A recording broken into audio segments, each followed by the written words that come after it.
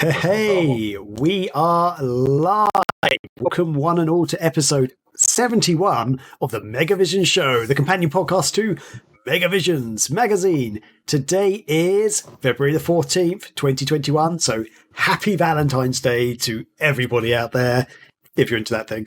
If you're not, then happy Sunday the 14th for you. So yeah, Hallmark holiday. Hallmark holiday. It's the Hallmark holiday, everybody. So I'm Graham Cookson. Joining me this week, he is my sweet, sweet soul brother. It's my co-host, Scotty Moe.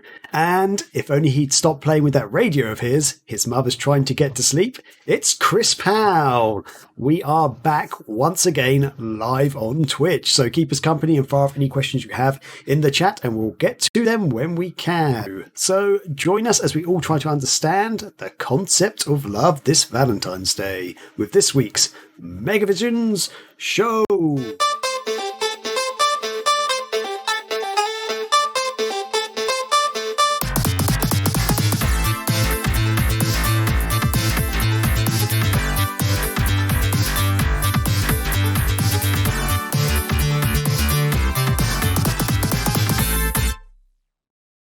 Yeah.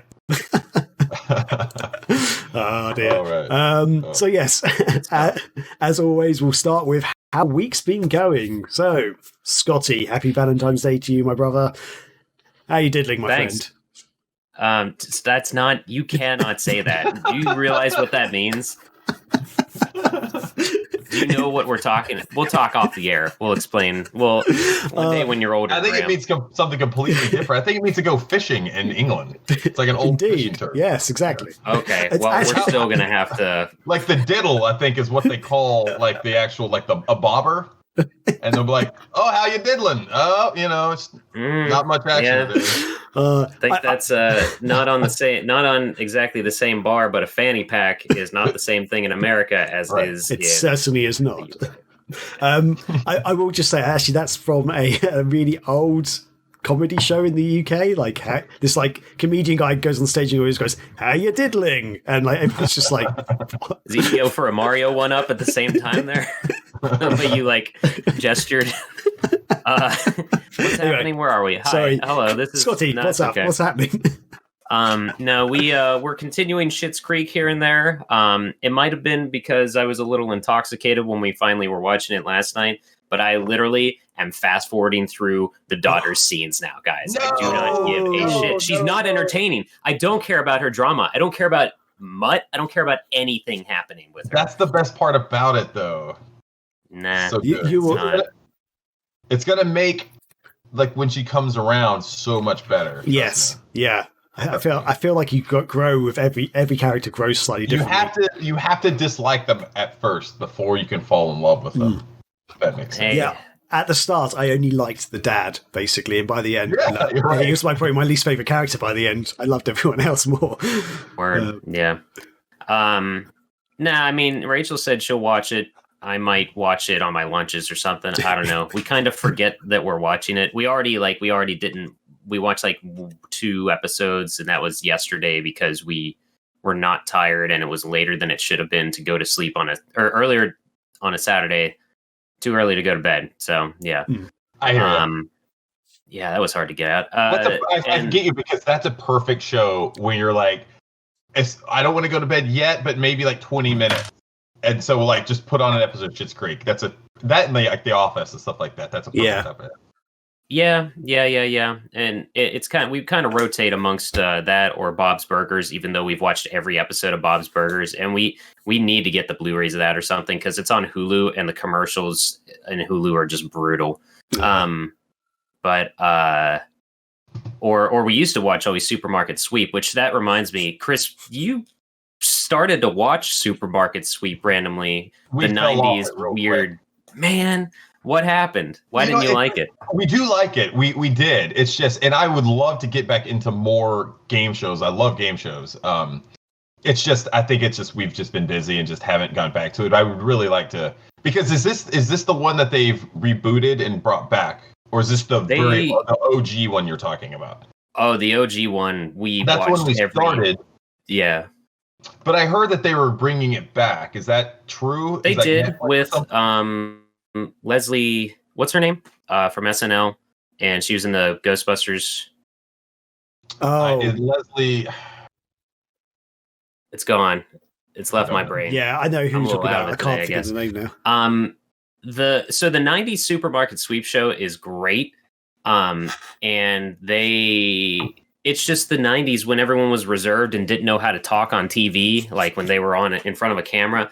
And then this new one with Leslie hosting is just a lot of screaming, and not just her, because that's what a lot of people say, like, I don't like her because she just yells all the time. She's like an angrier Whoopi Goldberg or something, and it doesn't make sense. But like, I like her just fine, and I like her skits in SNL, and honestly, she was kind of the best part of the Ghostbusters movie. But the energy she brings bounces off the contestants, and the contestants are like, it's like if Twitter came to life and you had to do a dance or come up with a slogan for everything. That sounds fun, And actually. The same thing happened when we tried to watch The Floor is Lava. Like, we got through 2 episodes because we could not stand the insufferable guests that thought they're on TV. This is my time to shine. I got to do something memorable, and it's just too much. It's too much. Yeah. Wow. Where am I? Anyway, that description you just gave, though, of people just yelling and stuff. That's what I thought of Two Broke Girls. Like, the main characters just seem to yell all the time, just yelling insults at each other, and I'm like, I can't enjoy the show.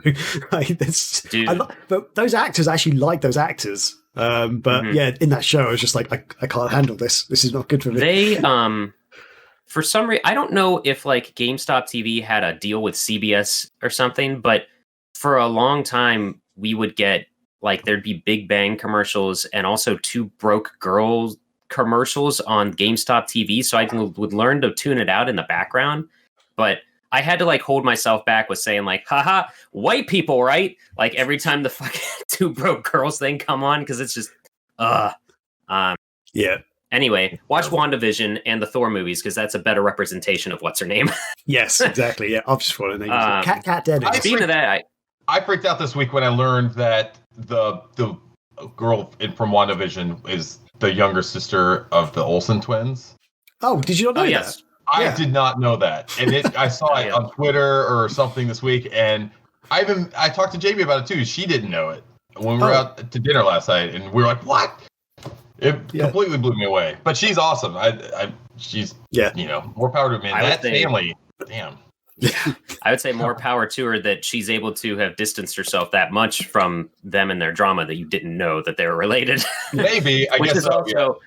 Which is also like, maybe slight spoilers as they go through sitcoms in WandaVision. Everybody was like, they're going to do Full House. And I'm like, I don't think they would for multiple reasons, but it would also be super weird if a relative of the Olsens was reenacting their show. You know what I mean? So, that would be weird. And I think that's why people want it to be. Probably, yeah. That would be weird. But I could see that. That's crazy. Yeah, WandaVision is okay, though. I was talking about Thursday Night Throwdowns this past week. Corey and TJ and I streamed Super Puzzle Fighter 2 HD Turbo Remix, whatever the hell it's called, and which was fun. That's a good chill game. We had Iron Chef popped into the chat and he played with us as well. Cool. But we were talking about WandaVision. I'm like, I can't say what I think about it because I don't know what's a spoiler because there's so much that happens suddenly in each episode. So I said to Corey, I'm like, I like the cinematography more than I like the story. And then I thought for a second, I'm like, and that's the most pretentious thing I've ever said. I think, did you keep trying to plow through it, Chris, or? I haven't gone back to it yet. No, I want to, especially because I keep hearing so much people talk about it. I have to get back to it. We haven't had a chance. Like I said, we've been so busy this week that we've not been able to watch a whole lot. But WandaVision is definitely on my list of top stuff to go back to. Gotcha. Yeah.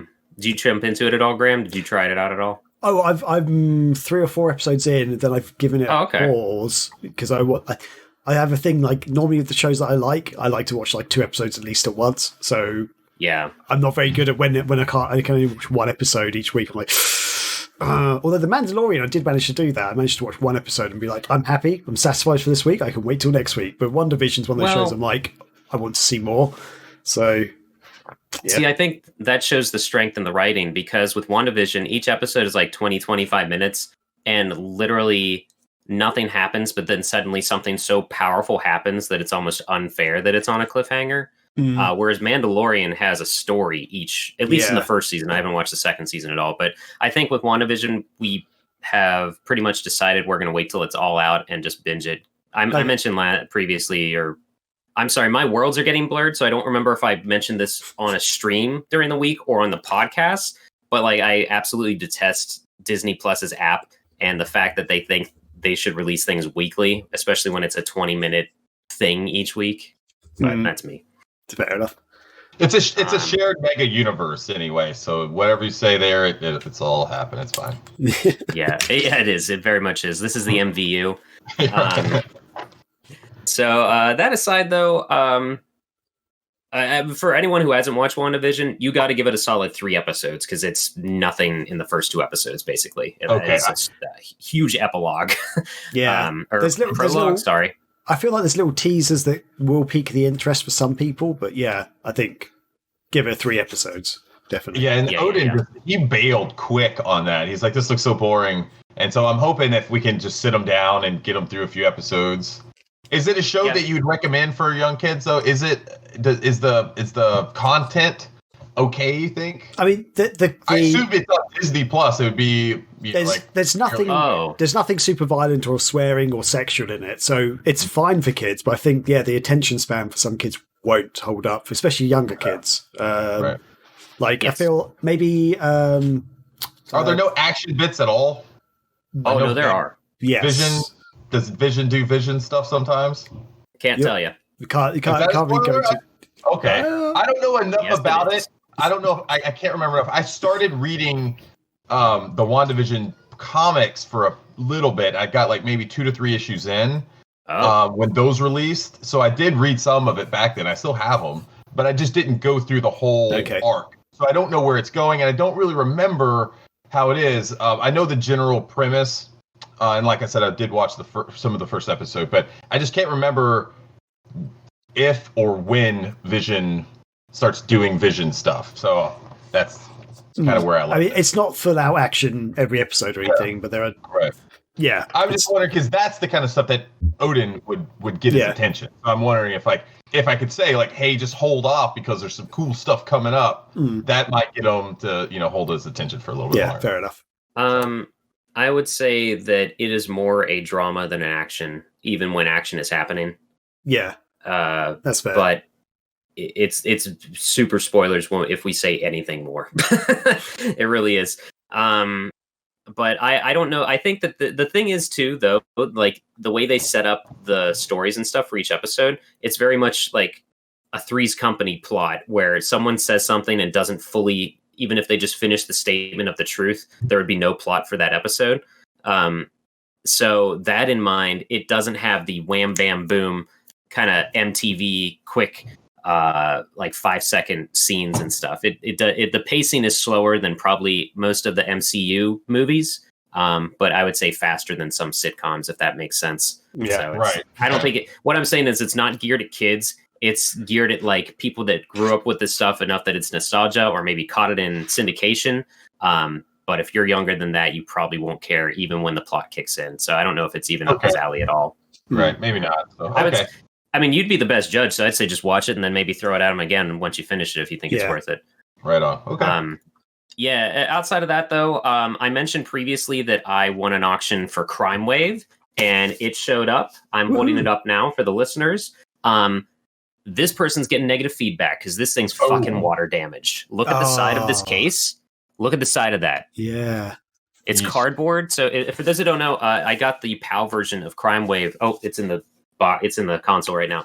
But you didn't even get it's just a box. Yeah, just a box. But so it's a plastic case with the box art is actually glued to it, I guess. Yeah. So that's kind of cool and makes up for it not having the instruction manual, but it is clearly water damaged because I showed the camera how you can see that it's the cover of it is. Wait, was that a thing that they were doing in PAL in the EU for a while? The early Sega Saturn games were basically the main plastic bit that holds the discs was plastic, and then the outside was like a cardboard lining. So you could, if you took off like the cardboard bits, there's just 2 bits of plastic that are loose.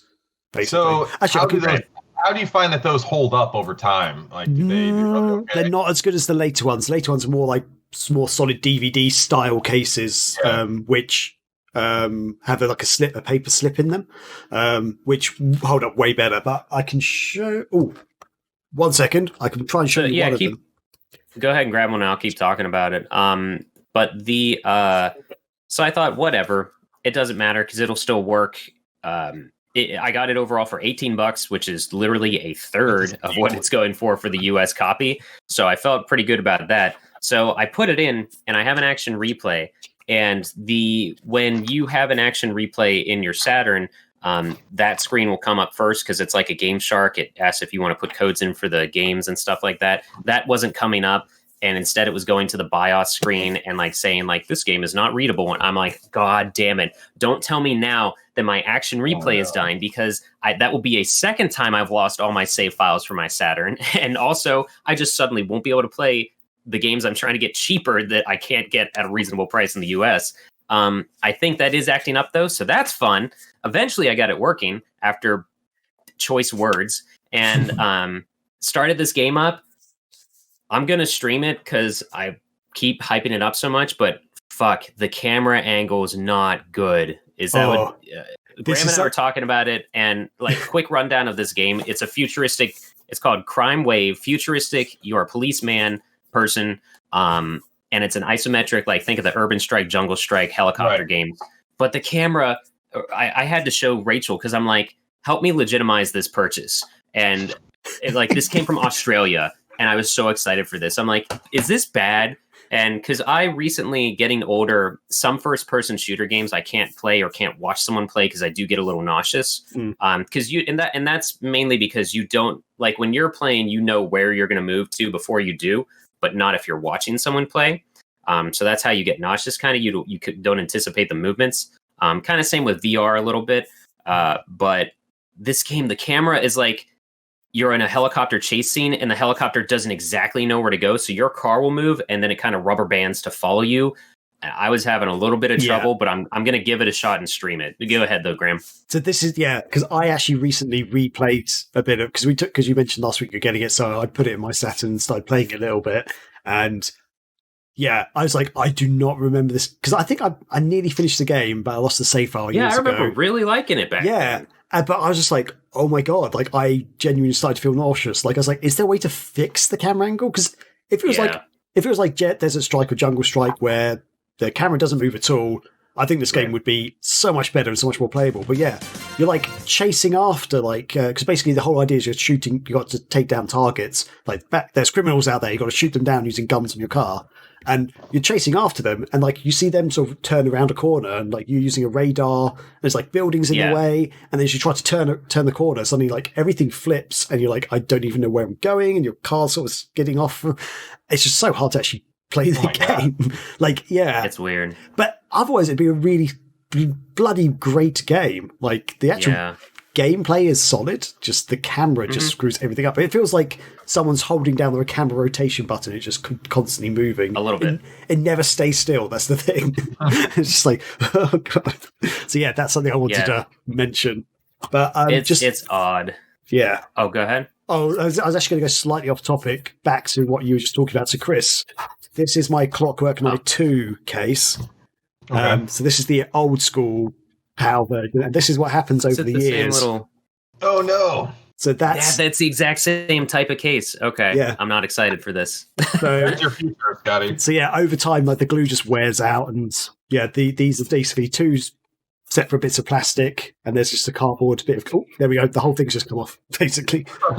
Even more now. Yeah, I don't know if anyone can explain to the listeners this. So like. If you hold it up, so it is very much. It looks like if you had just the cover art and like of the front and the back, and you put glue dots on it to then put cardboard on both sides, like it's a book or something. Yeah, and that part just came off entirely. Yeah.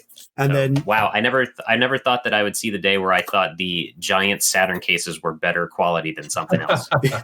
But then this is my copy of Dragon Force for the Saturn, which is a later game, and you might be able to see it's like it's more like a DVD case. In fact, this game, this has been water damaged. Oh god, I'm worried. Basically, it's like a piece of paper that can pull out, and an actual sleeve or liner. Yeah, it's like a DVD case. You can pull out the artwork. Yeah, questions for you with that then, Graham, because I know I'm pretty sure it is factual that the reason the Sega Saturn games came in those big jewel cases was because they had such a surplus after the Sega CD flop. What are your Sega CD cases in the UK? They are... Hold please, caller. I think this is going to make even less sense when he reveals it, probably. What a weird thing. I guess I don't know how you can possibly justify the Dreamcast cases in the EU. So, Sega CD cases in the UK are double CD jewel cases. Oh, I love those. So like a double album you might get for an audio CD, but they only have 2 actual disc holders in them, like 2 CD slots. Mm-hmm. So what happened for like Final Fantasy VII? We came with 4 discs? Oh yeah, for the PlayStation it was different. This is okay. So what about a 4-disc game? Like what was a multi-disc game? Like a longer RPG? Shenmue. This is Mega CD. Dreamcast notoriously is also different in the UK. Right. Yeah, we were talking about that too while you were. Okay. I didn't hear you because I had my headphones off. Mm-hmm. So for the Dreamcast, classic Dreamcast European thing. The thing comes off. For Dreamcast, it's there are 4 slots. It's 2 slots on the Dreamcast. Sorry. Okay. This is the other thing about the bloody how Dreamcast cases. They all fall apart. That's what I'm saying. It's just why? I wonder, was there any other media that came in a case that was like that, Graham, at that time? Oh, not in the UK. No, literally, this was just Dreamcast exclusive. So that must have been some sort of. They intentionally did that. So it's not like they were able to secure some sort of deal with the company that had, a bunch, and so it cost less money. They intentionally did this on purpose. Yeah, that's bad. The one thing I like about the PAL Dreamcast games is, and this probably isn't the best example, but when you've got this on a shelf, you can easily read the logos very easily, and some of them actually have cool logos on them. They do look nice on a shelf. I will say that. Yeah, so I've got some American and Japanese games, and they're in the thin, CD cases, and I'm just like, which one am I looking at? What am I seeing right now? Well, you could fit double the amount of US Dreamcast games on a shelf that you can PAL. That is true. It takes a crap ton of more space. But see, I think that's why I like the Saturn US cases so much, because that was when in the US they went with the striped logo design for Genesis was 2 shades of red, Game Gear was purple, Sega CD was blue, and then Saturn was kind of a gray and a white.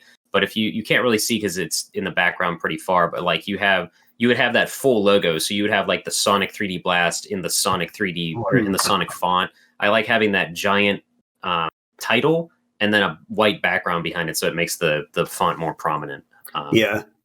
So that's me. Crime Wave, the camera sucks, but I want to stream it because I want to show it to people. So I'm going to do that anyway. Speaking of Dreamcast, though, a buddy of mine from college that I, no joke, have not talked to since 2005. He was kind of a friend of a friend. He must follow me on Facebook or something, because he randomly messaged me and said, "Hey, I found my old Dreamcast. Do you want it?" I was like, what does it have with it? And he's like, it's got a couple games, controllers, and some Game Boy looking things. So I'm like, sure. So he's talking about VMUs. That's awesome. I got it. It showed up, and it does not play games. So the cables work, and it came with a gray controller and a blue controller, which is cool. Blue controller is okay. The down and the D-pad's a little iffy. The second controller, the first slot for VMUs, does not read entirely. And it's very hard to pull them out. But I got 3 VMUs out of it. The black one, a blue one, and a white one. So that's okay. And a bunch of games. Oh, nice. What games? Test Drive Le Mans, Good. Sega GT, Good. 4x4 Evolution, not bad. Vanishing Racing Point, game. Metropolis Street Racer, Yes. and Soul Calibur. Okay. The games all work. I tested it on. Yeah, the games all work. I tested those out on my working Dreamcast. So I basically got a bunch of games and another working controller. But more than anything, more VMUs is always nice because I'm definitely out of space on all never of have my enough 7 VMUs. VMUs. Yeah. And I don't think I had a black one yet, which is cool. For some reason, the color variants actually differ in value, which is just dumb. But Yes, they do. that's- That's a line in collecting. I'm not going to go down. Is like starting to get like variants and controller colors and stuff like that. No, thank you.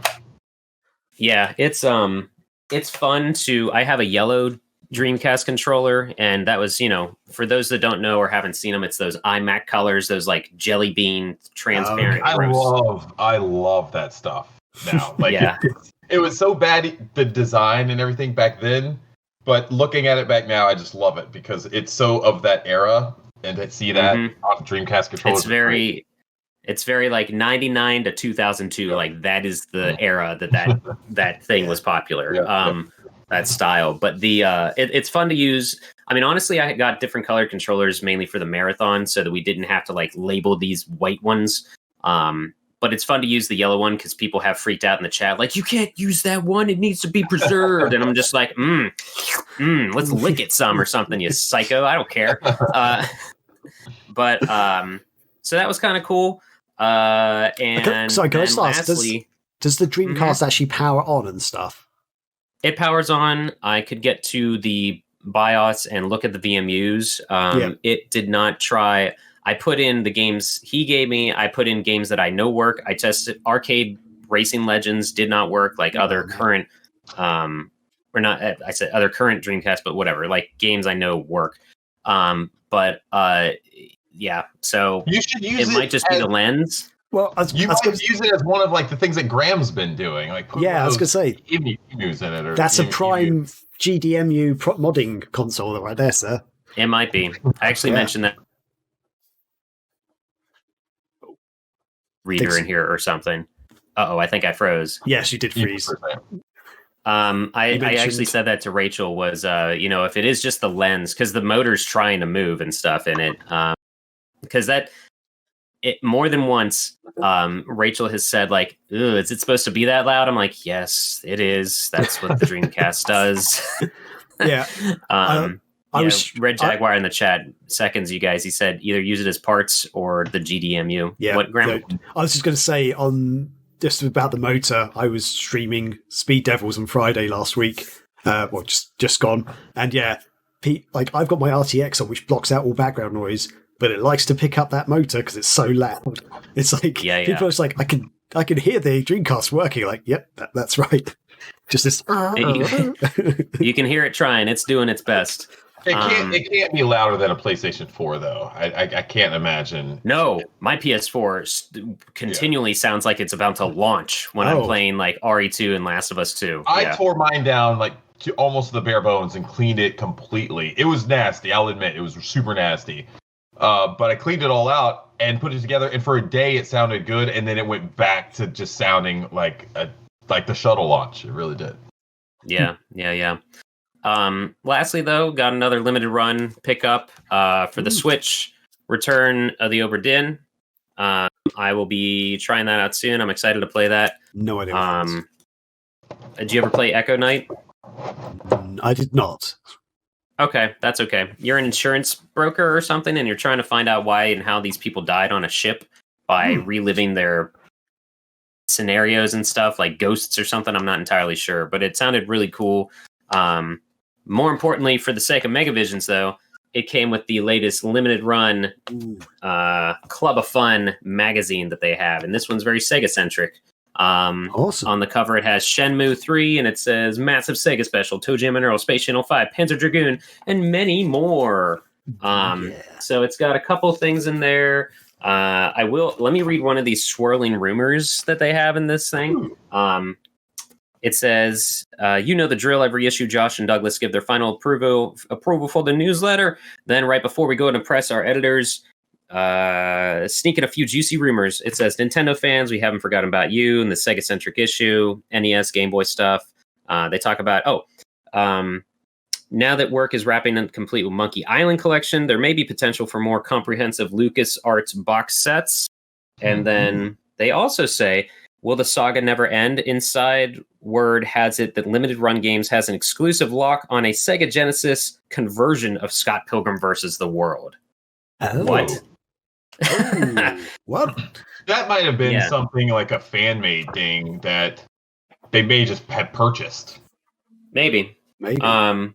And then their magazine, every issue turns into a fold-out poster. This that's one cool. has all the Sega releases they've done. So it's got like Night Trap, and you guys can see that at all. Yeah. Monkey Island, Double Switch, Streets of Rage 4, you know. Was Monkey Island on a um, Sega console? Yeah, it's on the CD. Was it? Oh, I need to get that. Ooh. Oh. They did a repro of it. Limited Run's been doing repros of Sega CD stuff. They did Rebel Assault. Oh, yeah.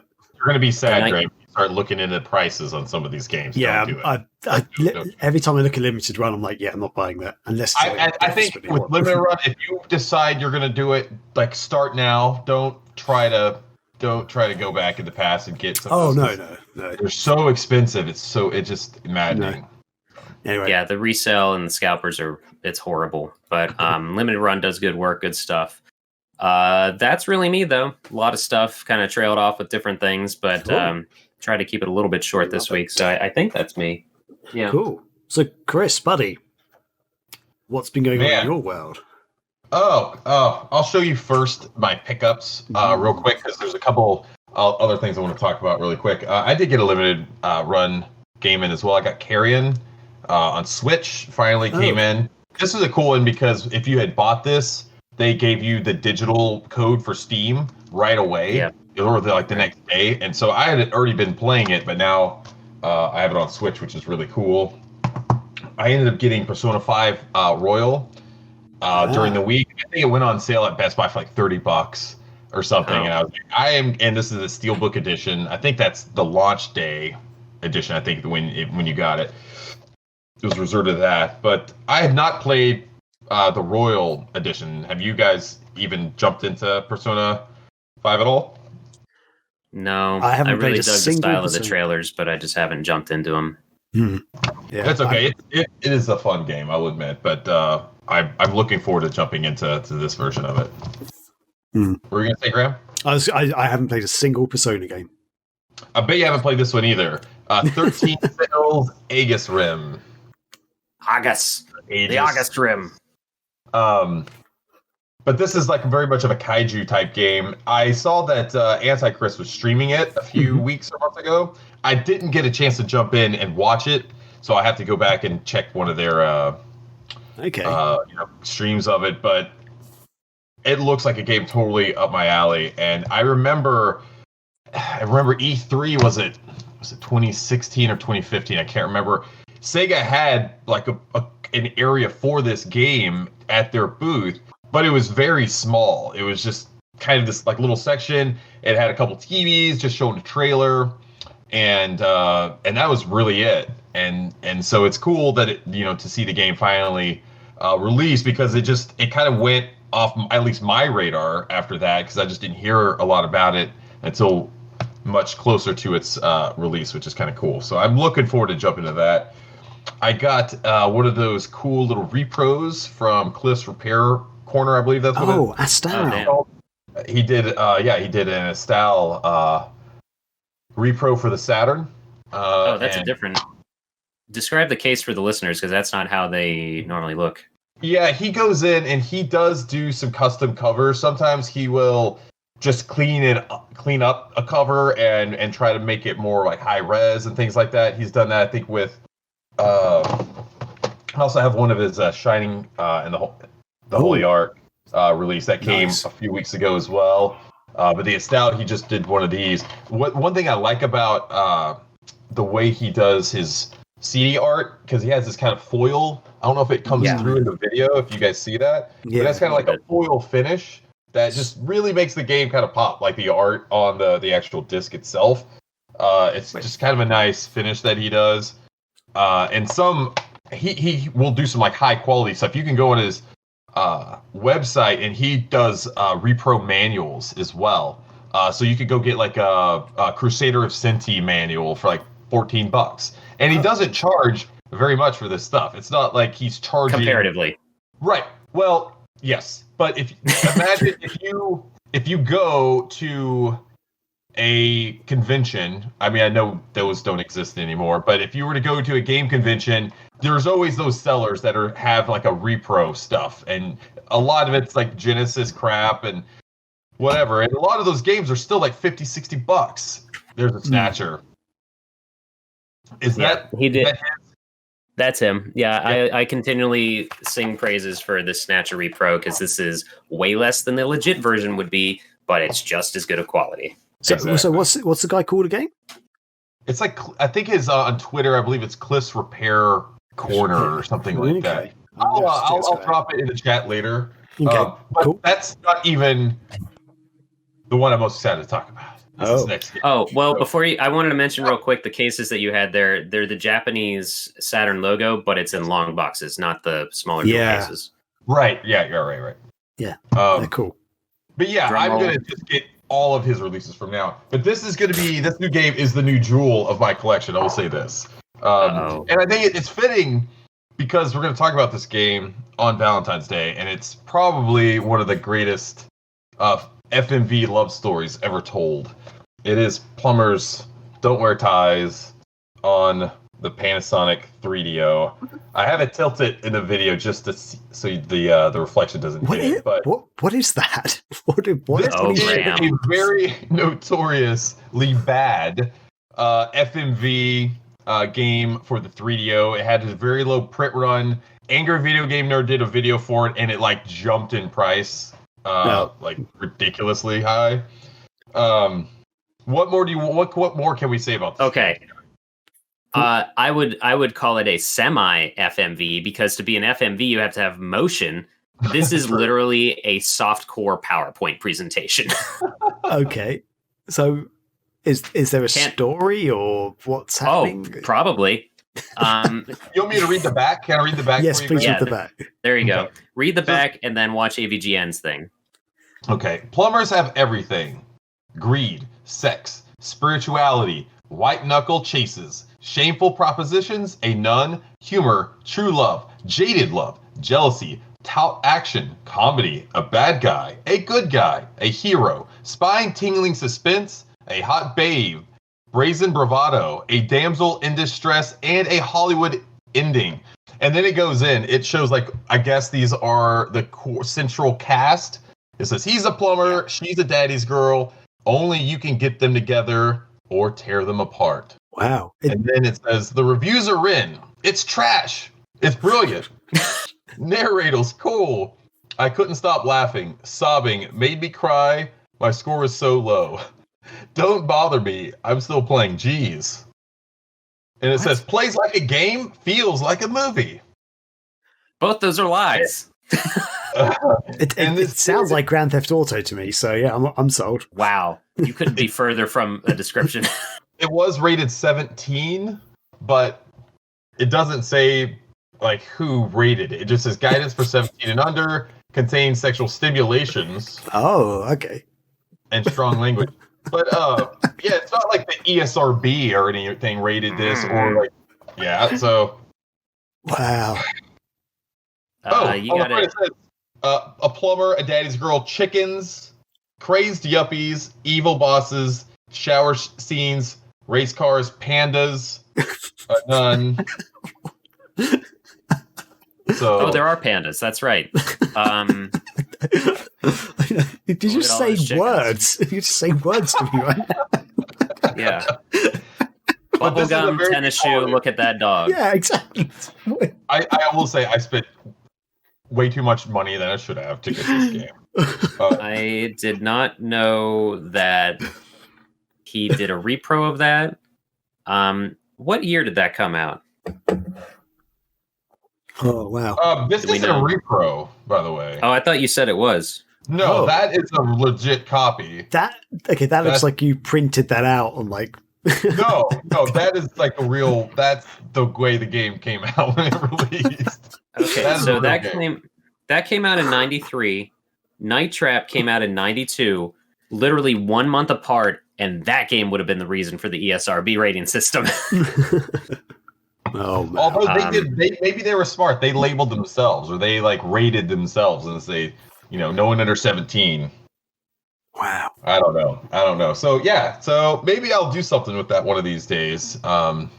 Grant, maybe next time you come over, we could do something with it. Next time we all get together, we'll have to show you what Plumbers Don't Wear Ties is all about. Oh my god. Okay. Kusanagi in the chat says the opening with the pictures of race cars for no reason. I watched that recently. It's apparently the character having a dream about race cars, and there is a panda, and that's all I'll say. Just look it up, maybe don't. I don't know. Maybe save yourself, Graham, until you hang out with Chris. Yeah. Oh, I'll bring this to the marathon next time we do this. Yeah, and I'll bring my video. And Great. We'll have to just during a break or something, we'll have to throw this on. Okay, and that would be fun. That'll be one of the tier rewards. We stop everything and play Plumbers Don't Wear Ties. That could be fun. Yeah.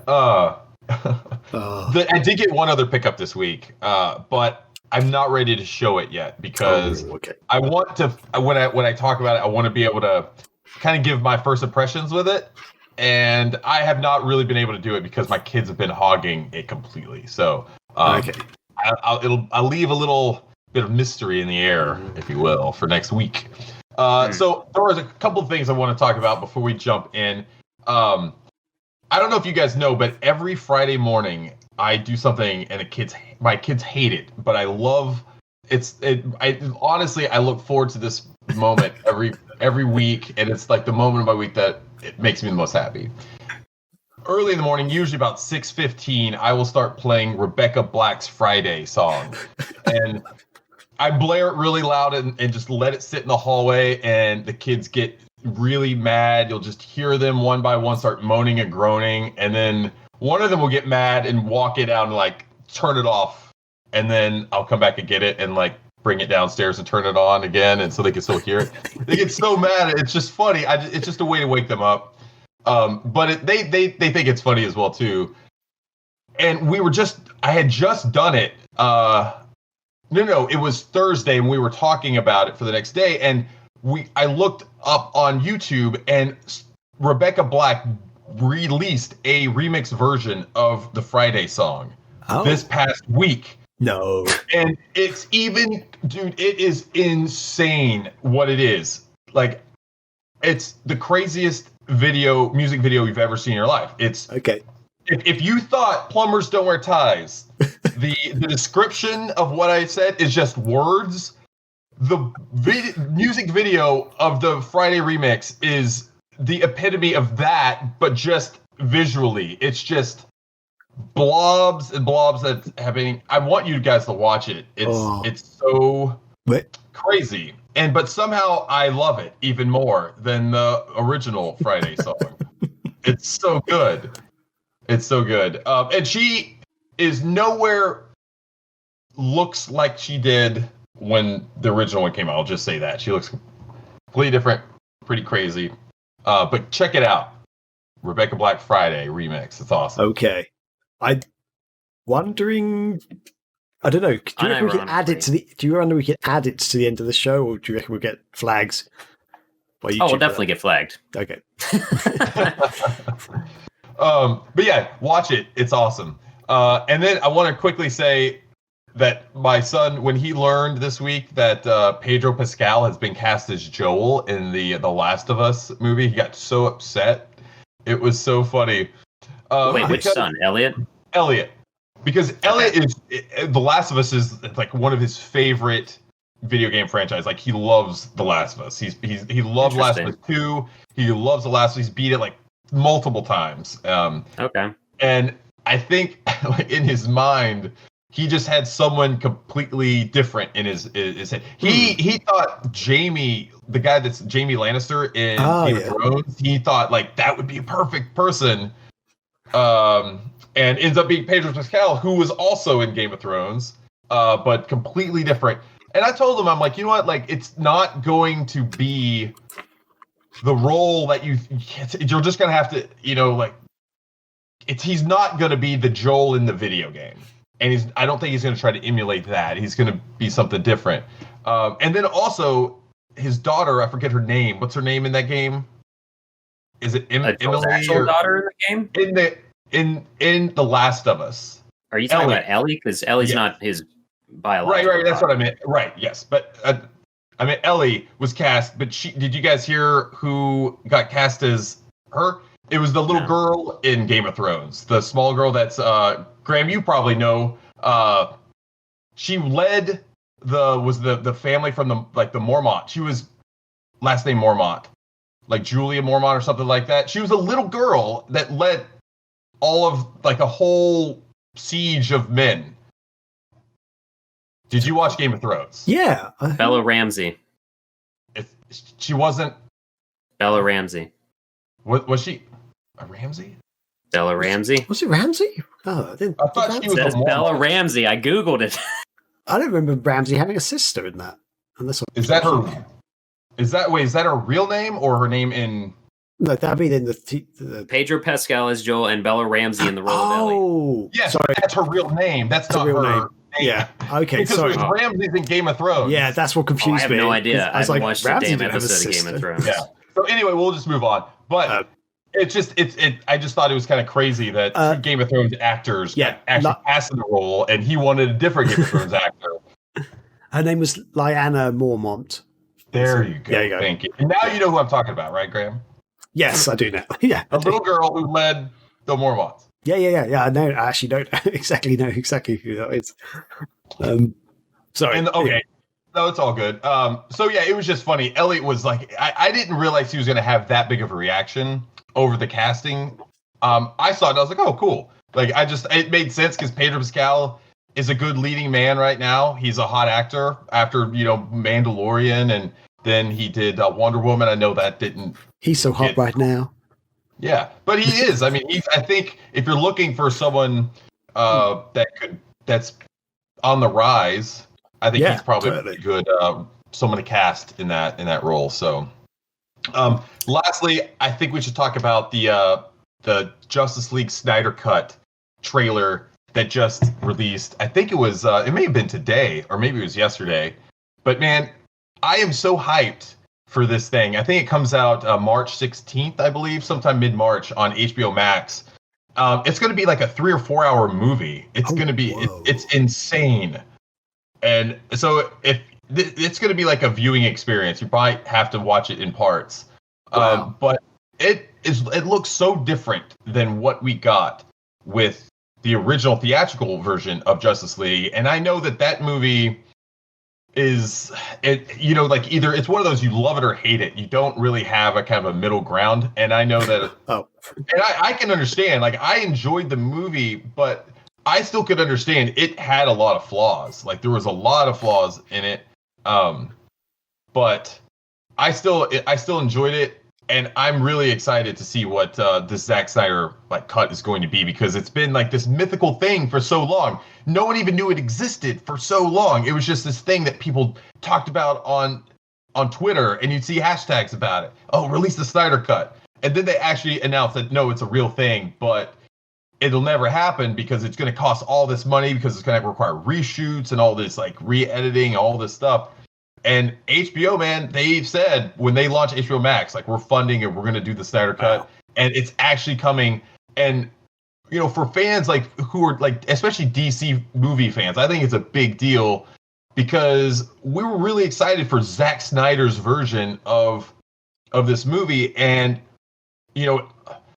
I think I don't know the situation, but his daughter passed away, and he ended up having to leave the project, and then they did all these reshoots, and what ended up becoming was nothing what his vision was.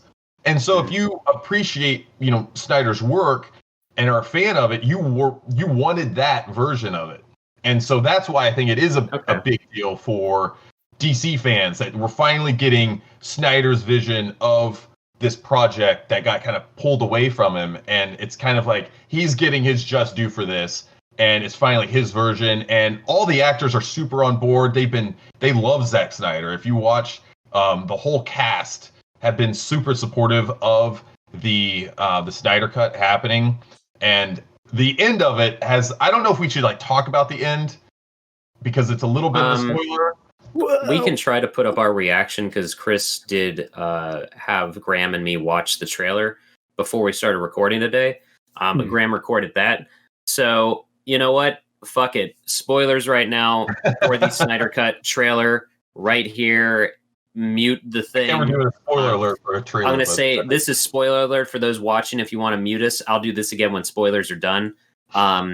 Heath Ledger's The Joker is at the end of the trailer, and I don't know why that matters. Let me clarify. I am a Marvel guy. I really like most of the DC animated shows they've done, and they've done all right with the live action series on like the WB different Warner channels and stuff. I saw Batman v Superman. That was rough. I saw Suicide Squad, and I've never seen something that has been more clear that 3 different people wrote this movie. And I did not see, what's it called? I can't remember now. Oh, Justice League. You just said it. Jesus Christ.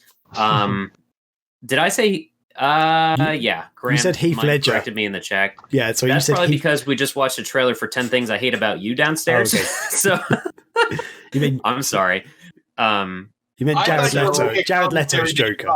I thought you were saying that you thought Leto's version of that looked like Ledger's iteration, and I thought you were just making a smart joke about like, oh, it's Ledger's Joker in there, but it's actually. I want to say 2 things about the trailer, and then I don't really have much to say because I didn't see the original Justice League, so I don't know how they differ. I couldn't stop laughing when Batman said, "I have a dream," and. And why would Joker's presence fucking matter in a worldwide, like, universal event? I assume they have to save the world for some reason in Justice League. Okay. What the fuck is the Joker going to do? Okay, so because we've already done the spoiler alerts, I'll say this and answer your question. Because I did read an article about it, because this whole, I think Variety, or maybe it was Vanity Fair, I can't remember. I believe it was Variety, had the article that kind of went into detail about this, the trailer and some of the context of what you're seeing. When he says "I have a dream," that's supposed to be a literal dream sequence to show what this version of the world could look like if Darkseid wins, essentially. And so it's kind of like that barren wasteland, and which also makes much more sense in the original cut of like why you have Batman in this like weird trench coat, and it's like it's so weird looking. Now you see the context more. It's like this barren wasteland. It's like a Mad Max style post-apocalyptic setting. And so it's like, okay, that's why he's driving that badass Batmobile car and he looks like something from Mad Max. It's that.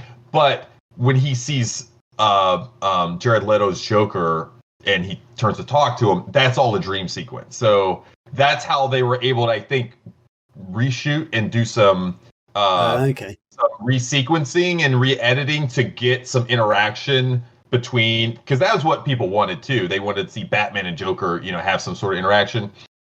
And I think you do that and it's not drastically altering the story. You're not having to, you can just do a dream sequence and you could do something like that. And I think that's relatively easy.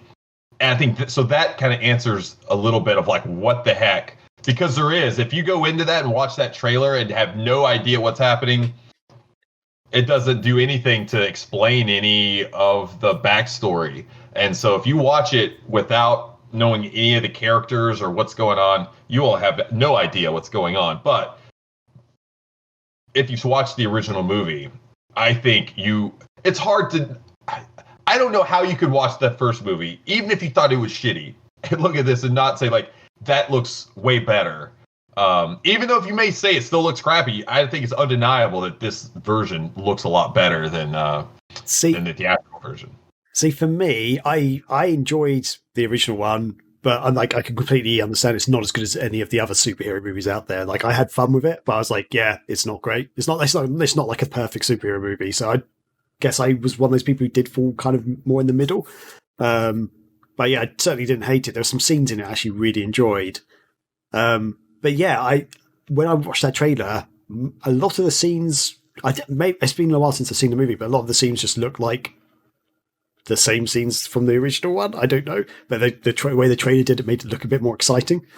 But there were a couple of bits which were obviously new, but yeah, I wasn't. I don't know. But I don't think it's going to be a drastically different movie. Like they're going to be using a lot of the same stuff. It's not going to be all new footage or anything like that. I think he only did a little bit of reshoots, but they did have a lot of footage that he shot prior to leaving the project. I think that's like primarily what they're leaning on. But I assume they're also going to be using, some other stuff. Yeah, because I know that there was a thing about, there's lots of content that just didn't get used originally. And I think the way the story was going to pan out was going to be slightly different as well. Like there's certain elements to the story which kind of didn't really make sense or didn't really work. Mm-hmm. There's one thing I really hope stays in, though. Actually, I don't know if it was Zack Snyder's vision originally or was it Joss Whedon who took over from the project or something? I've got a feeling it was. Joss Whedon did the first Avengers movie.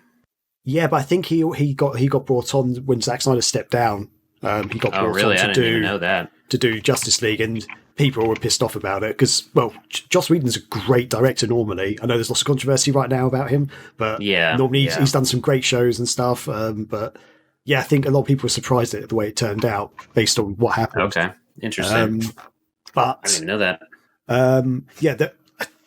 I feel like I should say it, even though it's kind of like a spoiler, but this movie is a few years old now, and I don't know. Should I say? I just did spoilers for. Yeah, we've already done spoilers. So this spoiler territory. So we're still in spoiler territory. The scene that I really enjoy is when. So if you don't know Scotty, basically they bring Superman back to life, and he's kind of evil when he comes back because of reasons. And they've got all the superheroes there, like Aquaman, Wonder Woman.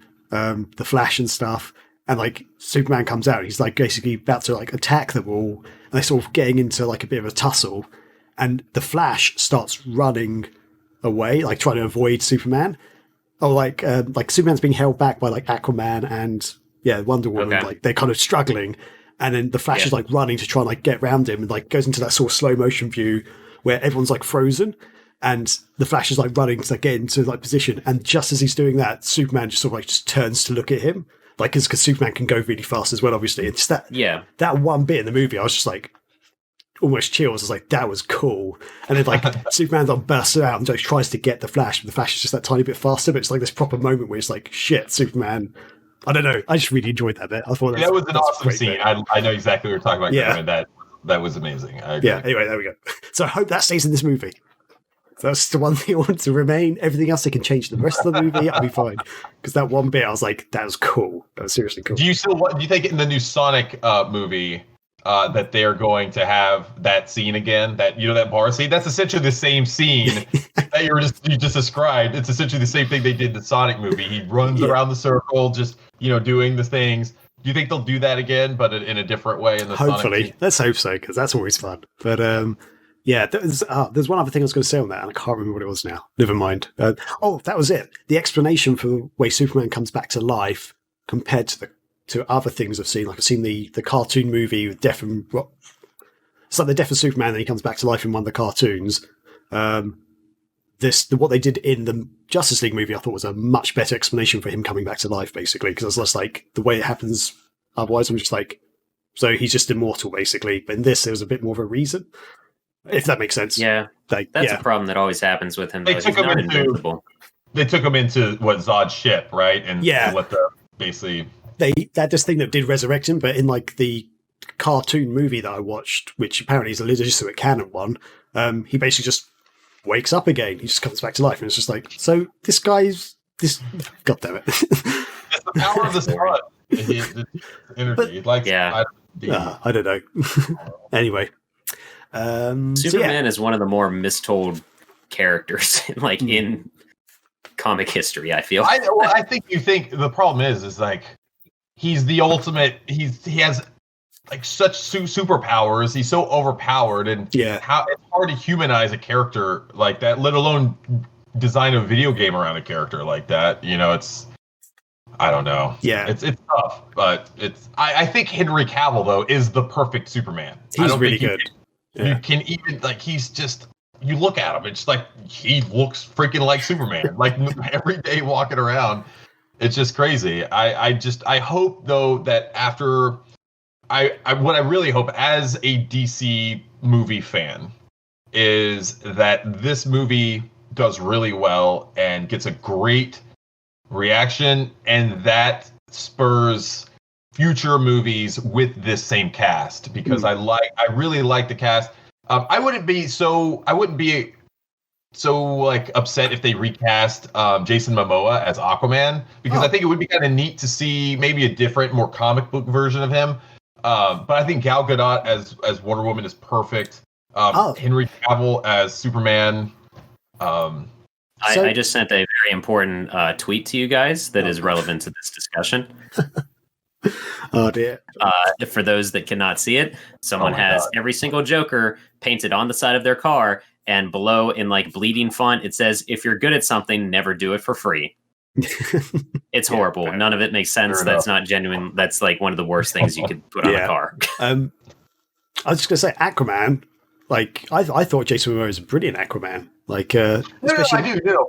I agree. I'm sorry. I'm not saying that I didn't like him, but go ahead, please. Is this the end of spoilers now? Are we back to normal? Yeah, we can go back to normal. Spoilers are done. Yeah, end of spoilers. Oh my god, that was. And that's all I've been up to, Graham. So that's been my week. Yeah, let's move on. Yeah, what was I going to say? So the more observant of you might realize my room looks a bit different, and that's because I've decided to move things around a bit. And I'm really unsure if I like this position. Basically, my room is a bit of a mess. It's a bit chaotic in here. Probably can't see it all. But yeah, and I thought, I'm going to change my room around. And I was going to do it this weekend. I kind of started very late on Saturday. And as I started moving stuff around, I'm like, I'm not going to move it around the way I wanted to because I was literally going to change everything around. So I just changed one corner. So this is a slightly different view of my room, basically, and I'm not sure if this is the best view, to be honest, the best way around. Do you usually record on the other side of the room? I used to be here, where you can see my game shelf, and this game shelf used to be here. So, yeah, that's the big difference. What happened if you put your game shelf immediately behind you on the wall? There's a door there, and you won't be able to open the door. What if you changed your chair and everything and moved it on the other side and then moved your bookshelf to behind you? So that was one of the plans. I was actually going to move. That's actually like a futon bed, sofa bed type thing. And I was going to move that to either the wall there or the wall here. But there's so many things. Like I've got loads of boxes of gaming stuff under there. I've got tons of games over that way as well. My TV and other games consoles. And like, I was just trying to sort stuff out, and I was just like, this is going to take forever. So I'll just move these two things for now and see what happens. But yeah, that's the difference. So maybe next weekend I'll have a completely different setup again. We'll see. I'll see how it goes. That's a lot. I've never rearranged a house. That seems like so much effort. Oh, it is. I don't want to do. And also, actually, I'm going to take my camera off for a second. You'll see something. So, we'll be right back. Okay. A few years ago, I built some shelves. Like instead of these shelves, this is a shelving unit I bought from Argos, or it's like an online shop over here. But I built some before, and I decided to take them down because they weren't quite perfect. And I've now reconstructed them above my desk in a kind of that's really badly set up at the moment. But yeah, this is this shelving unit, and want to describe it for the listeners? It's made of wood. Sorry, this is going to be really disorientating for people. It's a bit of a mess at the moment because I just chuck stuff up there, basically. But yeah, I don't know. This looks like you guys playing Crime Wave. Yeah, a little bit. It looks like right now.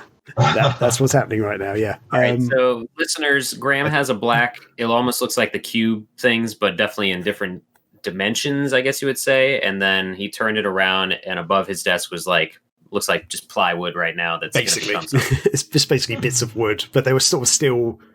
It's hard to explain, but I structured it to actually have proper settings and stuff, and then I basically I sort of put it together around my desk, going, this fits quite well around my desk, and then just like drilling it in, and it's like, yep, that'll do. So now it's stuck. Drilled your monitor right into the desk. Basically. Yeah. Right through the screen. It's not going anywhere. Sounds like an earnest. So yeah, Oh man, that's so yeah, my room changed around. I also, speaking of the camera that I just moved around, I got a new webcam. So how am I looking? Better extra than me. HD, Graham. Good. Yeah. Well, yes, it's an I love HD. It's a full HD camera. My last one was 720p, which did me fine. I've had it for years, like nearly 10 years or something, but I thought it's a bit of a time for an upgrade. And I'm not sure if it's actually better quality, to be honest. Like, to me, it's like, just looks the same and the background's still blurry. So I'm like, I don't know. I think it's better. Okay. You'll definitely see it on the video, I bet, at the end, because a lot of times when we were recording, I couldn't tell that big of a difference during the call. But when I watched the YouTube video afterwards, it was a big difference. Okay, I could definitely tell. So I think that's probably where we're going to see the biggest difference. Hopefully my t-shirt's showing up nice and HD. Oh yeah, I can almost see the outlines of your nipples too. Oh, lovely. Excellent. Well, it's HD now, so y'all are. HD nipples. That's what we bring here at the Megavision show. And plumbers or something. I don't know what that game was called now. Anyway. That's fine. So one other pickup I've got, which is gaming related, so a bit more related to the show, is Super Mario 3D World and Bowser's Fury for the Nintendo Switch. I forgot I bought that too. Okay. Well, we can chat about this, Scotty. So I never played this on the Wii U. I was thinking about picking it up. It's still really expensive on the Wii U for some reason, and it's basically the same price on the Switch, and you get online multiplayer and Bowser's Fury things. So I was like, I'll get this.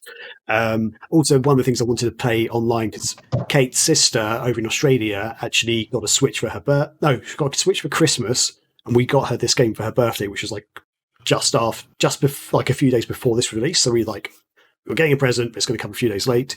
She got it, so we started playing it. And yeah, so I played a little bit of the single player on my own, but then I've been playing most of the game online with Kate next to me and her sister around the world. I'm like, this game is a brilliant multiplayer game. It's such a good, fun 4-player like adventure game, like platforming adventure game. However, Nintendo really needs to sort their online shit out, because this game is so bloody laggy and glitchy online. Hot takes. It's constantly freezing. The controls are just ridiculously laggy half the time. There's lots of drop-offs. We keep having to reconnect and stuff, drop out the game, get back online, get her back in and stuff. And it's also surprisingly buggy occasionally. Like, for example, one of the levels, I was just playing with Kate's sister. One of the levels is quite a tricky level, and the lag was so bad that Kate's sister was barely struggling to hang on. She kept falling off the ledges and kept dying, and the camera's constantly moving on this level. Yeah. So it's like a really racy level. We got to try and get to the end as quickly as possible. And she was like, okay, I'm just going to go into a bubble and you keep doing it. So she bubbled up. And so I did that entire level. I killed all the enemies. I got all the coins. And we both jumped on the flag at the end of the level. She got more than twice the points I got, and she did nothing. She died like 6 times and did nothing, and she got more than double the points I got at the end of the level. We both sat there and went, what? How did you do that? She was just like, what? So normally the scoring seems to work out quite well, but that one was just like, Oh. You do, like, it shows your comparison, shows a comparison of points and stuff you did in the level, I think, with that one, doesn't it? Yeah, so at the end, to explain for anyone, at the end of each level, it's like a co-op game, I guess, but because you're all going towards the same goal. It feels more like a Mario 64 sequel than like Galaxy or other games have, I in my opinion. Yeah, kind of. Yeah, I mean, the camera angle's very different. Open and it's not as gimmicky aside from the cat suit. Yeah, that's true. But yeah, at the end, so even though it's like a co-op game, at the end of each level, it tallies up the amount of points you got, like based on coins, enemies you kill, other pickups you can find in the level, and it looks like a little score thing that pops up like a chart. And yeah, she got more than double the points I did, and I'm like, how? But yeah, so that was a real what the fuck moment. But yeah, basically the lag is so bad. So this game on my offline is not a hard game at all. That's one other thing about the game. It's like really, I think it's more designed for kids, I guess, because there's almost no challenge to it that I've experienced so far, unlike other old school Mario games. But when you're playing online, because of the lag, it becomes like one of the hardest things in the world. Like, there's so many levels that we just kept dying on because we just would run and try to stop at the edge of a ledge, and our characters just keep running and just go off the ledge, and we're like, what? Or we press jump, and then like 3 seconds later, it jumps. And there's That's a level where you go on the back of this dinosaur thing that goes along water. It's a really fun Plessy. level. Nessie, it's like Plessy, the Plessy level. Plessy. Yeah, you jump on the back of Plessy, and the whole idea is as you can all steer together and jump together and stuff. And if you all jump together at the exact same time, you get a higher jump and stuff. That was not working for us. Like that level. Possible. In the end, we basically like, right, one of us just try and control it and see if we can make it. Yeah, it was so, because the lag was just so bad. But yeah, anyway, so that's my pickup. It is a fun game, but yeah, just Nintendo needs to sort that out. That's too bad, because that is a solid. I played the shit out of that game back on Wii U with my girlfriend at the time, and we were so bad at it. But spoilers for that game, whatever. When you think you beat the last boss, there's a next level, and then after that, there's another level that's just insanely difficult in some areas. But that game is all about timing. It's a platformer, so if you have lag, I can't even imagine it being a playable. Yeah, it's. I mean, we were the fun. The crazy thing is, we were still having fun, but it's almost like we're all just angry together. Like some games you play in, like you're the only person who's got lag, and it's like, oh, I've got lag, and everyone's like, shut up, we're having fun still. But everyone on this one was just like, we're all having lag. So, but we got through levels. We got pretty far. We're on the third world now or something. But that's the thing. We've only played it for like a few hours. We're on the world 3 already, so it's not. Doesn't seem like the longest game compared to like Mario World or something, or Mario 3. But there's also plenty to collect in it, though, so you probably weren't trying to do that right away. We've been trying to get to all the stars and the stamps and stuff, but we haven't got them all so far. I guess we've got to go back and get some more. So yeah. Anyway, but yeah, that's me, guys. That's basically it. So that's I want to say real quick, like in terms of lag interfering with the game, like going back to when Corey and I tried to play Scott Pilgrim launch day, and it was essentially like we were just there was so bad desyncing that it felt like we were just in a chat room playing different games, but the same game. God. But that is still, aside from the game definitely breaking in moments, it's just a side-scrolling beat-em-up. So if you just hold right, theoretically you can progress. But yeah, with Mario, like there's precise timing for platforms, and some world. Well, I think all worlds are literally just floating in the sky. So I can't imagine how that'll work. The only thing you can do is really someone goes into a bubble, and that's the other thing. I don't know if you remember on the Wii U, there's some levels where you have to use a touch screen to do certain things. So on the Switch version, if you're playing multiplayer like that, you press like the L and R triggers, or ZR or ZL or whatever it's called, and then this little cursor comes up on the screen, and you have to sort of move your controller like a Wiimote almost, and like hover over the thing, and then press the R button to tap on it. And that, for half the time for us, that was just not working. So I don't want it. This is the thing. There's so many levels that we kept running out of time on because we were struggling just to move across platforms and stuff like that. And it's just like, I've never really had this in a Mario game where you just keep running out of time. You know what? I am glad Corey does a group stream on his channel. We were going to play that with 4 people all online. And we're talking like me on the East Coast, Corey's in the Midwest, and then a buddy on the West Coast. Glad we didn't even try that, because it didn't sound like it would have been possible. Wow. Here's the thing. Hopefully, maybe it's just like launch day things. It's like 2 days, the day after the launch or whatever, we got the game. So maybe it's just everyone's online playing it. Maybe in a week's time it'll calm down. I don't know. But yeah, we'll see. You give it a try, see what happens. That could be the fun for the stream. Everyone's just lagging out and dying and stuff. I want to say when things get better, that Rachel and I could sit down and play it with you and Kate, Graham, if the online ever gets fixed. I'd love that. This sounds fun. Couple night Mario. And if Chris wants to sit there and watch, he can. Come on, Chris. Join us for the ride. Just have Odin hop on the mic and call us boomers. You're muted, Chris. I was just saying, I don't like to be the fifth leg. I'm sorry, guys. Oh, that's okay. Okay. No, actually, while you guys talked about this, I do plan on picking this up as well, because Odin and I played it quite a bit on the Wii U. We did a lot of co-op together because it was just such a good game to help him learn just some of the fundamental aspects of like platforming games like that. And also a lot of the co-op nature of that game. I loved it. I thought it was a really good game.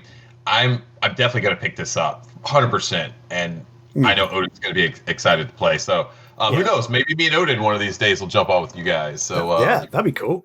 we'll make it a triple date.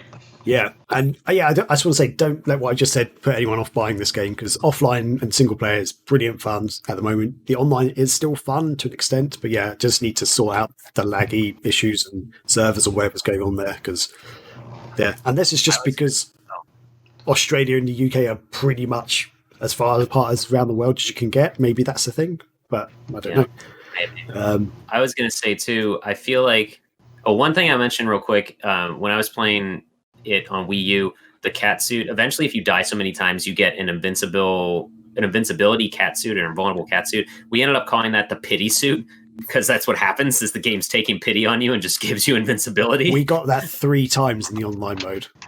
Yeah, I believe it. Yeah, but I feel like overall this game is like, I wish, and maybe this is what they were going for with Sonic Boom. Do you think? The game Sonic Boom. They wanted to make that game 4-player at one point, and it is a platformer that you go through it. Because I think like this would be perfect, but how do you balance people running around with Sonic? But the weird thing is, at times some of the levels actually remind me a bit of Sonic Lost World on the 3DS. There's some stages on Sonic Lost World on 3DS, which the way the camera is and the way you're running around really remind me of that. Like, so I was just playing it like, this just, I don't know why, just did. Like, I know they're still different games, but yeah. Anyway. Yeah. Anyway, that's it. That's, I think, if there's nothing else, that's the end of our intro, our weeks and our hot takes, really. Yeah. So with that, shall we go into a quick bathroom break? I definitely need to take a leak before we hit the streets. Hey, yes, thank you, everyone. Thanks for waiting around. We are now back, and we are moving in with our feature discussion, where Jet Set Radio Future has turned 30. So we all now feel super old, obviously, especially considering I think we were all around when Jet Set Radio, the original one, first came out. So, but yeah, Jet Set Radio is actually 30 years old this year. Its birthday is on February the 22nd. So it's a few days away, but we'd miss it if we did it the next show. So a few days early, and probably by the time this actually goes out, it'll probably be around the 22nd anyway. But yeah, so we thought it'd be the best time to talk about one of Sega's sexiest games of the 2000s. So, yeah, if you don't know about Jet Set Radio Future, here's some little stats for you. It was released February 22nd in Japan, 2002, February 25th in North America, and then us plucky Brits and anyone else in the PAL areas, March 14th, so a little bit later. A month away today for us, because we're recording on the 14th. But it's developed in-house by Sega's in-house studio Smilebit, published by Sega, and it only came out on the Xbox original console, so OG Xbox, and I think it had it had some of the composers from the original. I think I'm not going to get this right. Hideki Naganuma. Yeah, and Richard Jacques, or Jakes, however you want to pronounce it. I've heard it different ways. I think it's Jakes. He's French, so isn't it Jacques? He's actually English, and he used to live in the town I live in now, which is crazy. And I've met the guy. But yeah, I think the surname is Jacques, or Jakes, or however people want to pronounce it. But yeah, Jacques. Have you have you found his old house? Would that be creepy? That might be creepy, but I met him once at one of the Summer Sonic. I met him once at one of the Summer Sonic events and spoke to him briefly, and he asked me where I lived, and I mentioned where I lived. So I was like, I'm from Kent, which is an area of the UK. He's like, so am I. And then I said where I lived, and it was like, the town I lived in is just a few miles away from here at the time.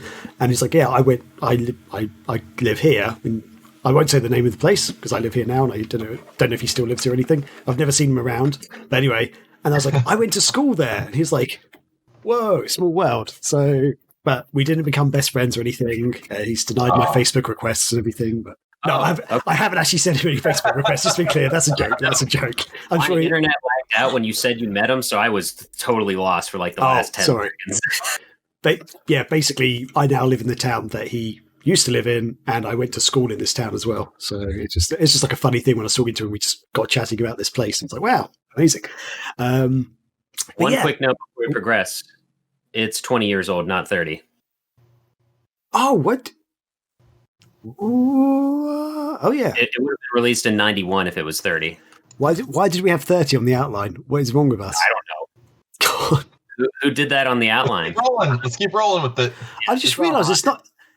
I feel like Chris is to blame better. here actually, because I just realised this is We're wrong. gonna tie it all together because we're talking about Jet Set Radio Future on Valentine's Day because it's time to understand the concept of love. Let's keep rolling. Also, it's not even we've. I'm just going to apologise to everyone right now. This is a massive cock up because it's not even 20 years old. It's 19 years. It's 19 years old. It's going to be turning 20 next year. Let's keep talking about how badass this game is. It's his birthday anyway. Screw it. It's a birthday. We're talking about the anniversary. Just say the anniversary. It's Jet Set Radio Future's anniversary. We've cocked up. It's a big game. Jesus Christ. I think you're really overplaying it. It's the anniversary. Let's talk about the goddamn game. It's not I think Graham got my joke, so I'll tell that one again because it's Valentine's Day, and with Jet Set Radio Future, we're gonna understand the concept of love. Perfect. Right, let's move. Jesus Christ, this is bad. Yeah. Anyway, if you don't know about the game, the plot is a group of teenage skaters called the GGs vie for control of the many districts of Tokyo-to against rival gangs.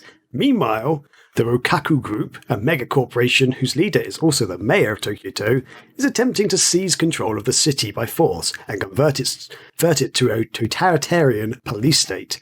So the Rokaku Group is oppressing people, taking away their freedoms of speech and expression, and is forcing other gang members to give up their territory using the corrupt police force of Tokyo-to. So it's up to you, the GGs, to stop this nonsense and free the people by skating around and putting graffiti on things and listening to some bitchin' tunes. So yes, that is the concept of the game. Give up the territory, give it up the territory. I'm quoting the soundtrack for those that have no idea of my brilliant humor. This was a game, though, like, I think we should talk about, like, maybe leading up to this game's release, because obviously the original game came out on the Dreamcast, and this was, I mean, obviously, I don't think Sega at the time ever thought that this game was eventually going to be released on an Xbox platform, and obviously it would not have had Peter Moore and Microsoft made, some, at the tail end of the Dreamcast life, they made some publishing deals with Microsoft, and that's how you got a lot of these Dreamcast games that came over to the Xbox platform. Had it not been for that, we might not have ever seen this game on Xbox. I would say Dreamcast series, because this is not the first Jet Set Radio. This is a different game. Yeah, I know that. That's what I'm saying. But like, if that deal hadn't been in place to bring like Shenmue 2 over to the Xbox versus the Dreamcast, all those things, had that not happened, this game would not have possibly come to fruition on the Xbox, is what I'm saying. And so I'm just backing up and giving some context to this game being a Sega game on an Xbox platform. Exactly. And bundled with Sega GT on this awesome demo disc that I was playing on my 360. I thought about streaming this thing because I'm like going through the demos, and there are some demos as opposed to 2 full games on this thing, which is you don't really see that too often bundled with consoles. But also on this demo disc is a commercial for Xbox Live, like from the OG Xbox days. It's pretty great because this dude's trying to be like, he's the stoic office guy, but then he talks trash in a football game online. I'm just like, wow, this is just how it's like. It was so great to go back and look at those commercials back then, because it's all they're trying to ramp up the attitude even more, and it's just so bad. It's you can tell they're trying, and it just does not come off good. It didn't seem cool then, and looking at it now, like almost 20 years after the fact, it's not aged well, for sure. Nope. But what?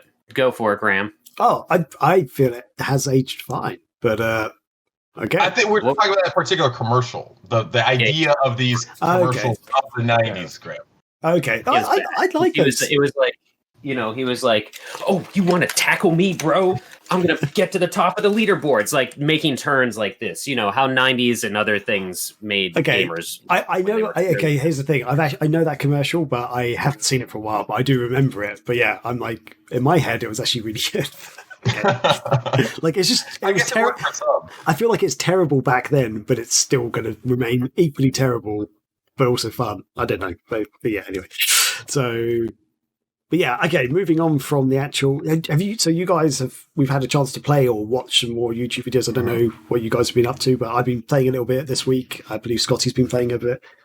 Have you got, what do you want to talk about? Do you want to talk about your thoughts and feelings of the game, or how it's held up over the years? If you want to make graffiti, there are things that don't work super well putting it on in the 360. When I was making graffiti, like I could not see half of the graffiti I was making in that editing screen, and some levels really load super slow. I'll share in the I'll share in the Twitch chat right now and give to you guys in our side chat as well. I did try to make some graffiti, and it sort of worked, but I could not. There's literally, it was an extra large one, so I threw Megavisions in there somehow, but you rarely use that in the full levels. Like I think there's one XL tag that you do per level, so I couldn't find a level where it debuted well enough, but whatever. I guess I could just give some of my thoughts on it. I think we have a lot of thoughts that mirror each other, Graham, from what we played. It's definitely streamlined overall. The first Jet Set has so much personality and characteristics that define that game. Like it debuted cell shading essentially in games, and just the vibrant atmosphere, the quick time events. You'd have to spin the joystick a little bit and go up and down and all around to spray your paint. That's gone in this game. You literally just tap the right trigger, which works for better or worse. I found myself with that, I would speed past things. I guess I still can't tell if you're supposed to hold it down or just tap it each time, because I would miss like parts of it, and like it's like, okay, I have to stop everything and kill my flow entirely and like do a U-turn to go back and do that again. So I wasn't a fan of it. And I feel like there's no pressure to actually spray the paint, whereas in the Dreamcast version, you saw the cops running towards you as you're trying to get these things done in time, and like that makes sense.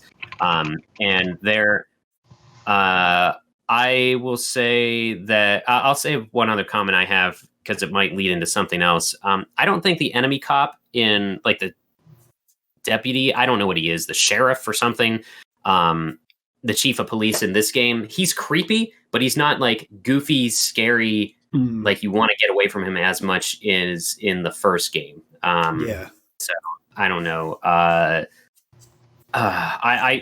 have so much I could say about this game, but I don't want to take away from your thoughts, Graham. So why don't you go next with some of your ideas? Okay. Personally, I feel like I had a lot of fun playing it again. Like I forgot how much fun this game was for me. Yeah, the thing about the graffiti, I'm torn between whether I prefer this version or the original one, because there was something fun about the original where you had to do the almost like the QTE, actually like moving the analog stick in the different directions to get the paint done. So it's almost like it's really rewarding when you actually spray a tag. And as you say, there's kind of like, we can see the cops running after you and stuff, and there's like a sense of urgency as you're trying to spray stuff. But with Jet Set Radio Future, I found the levels felt more like almost race courses, almost like you could get, if you really get your flow going, you can actually go really fast, spray stuff as you go past it. And you kind of get this cool flow, and it goes really well with the music. So that's the thing, like the music makes the game as well. And there's something I really enjoyed about that. So I felt like I felt the game just a lot faster and smoother than the original, and I think that's the reason why.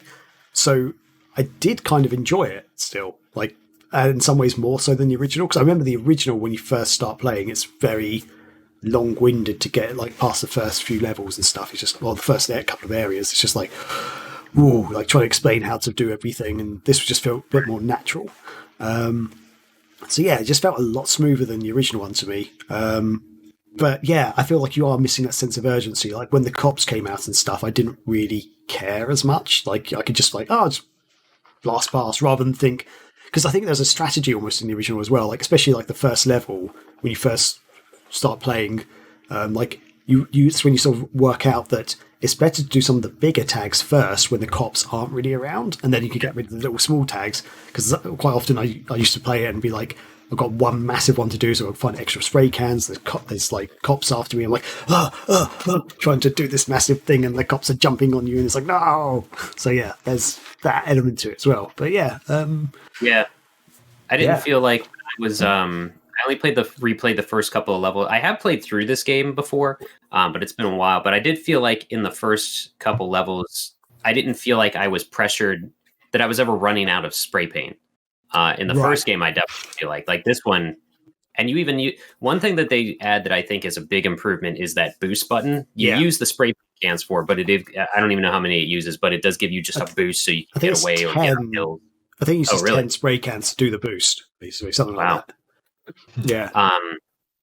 It does feel a lot more racy, like racetracky than let's see here. Than the first one does. The first one feels more open and exploratory, I feel.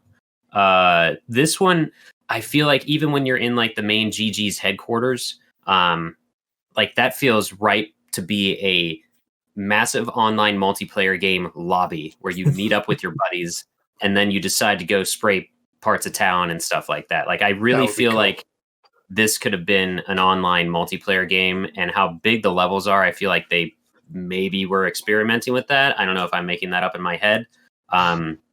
Because you don't really have it. Well, you have a headquarters in the first game, but it's very much just a options menu essentially, because you're like panning through your characters and the modes and your the music and whatever the options are and things. But pros of that, cons of that, I was no joke getting lost in some of these levels because they look so similar. And in the first game, I feel like the landscapes differ enough, and maybe they're just more colorful that I can see the differences in the areas. But I like the first, I think where you have to go over the 99, the group that has 99 in their name, I can't remember the full name of. But I can't remember now.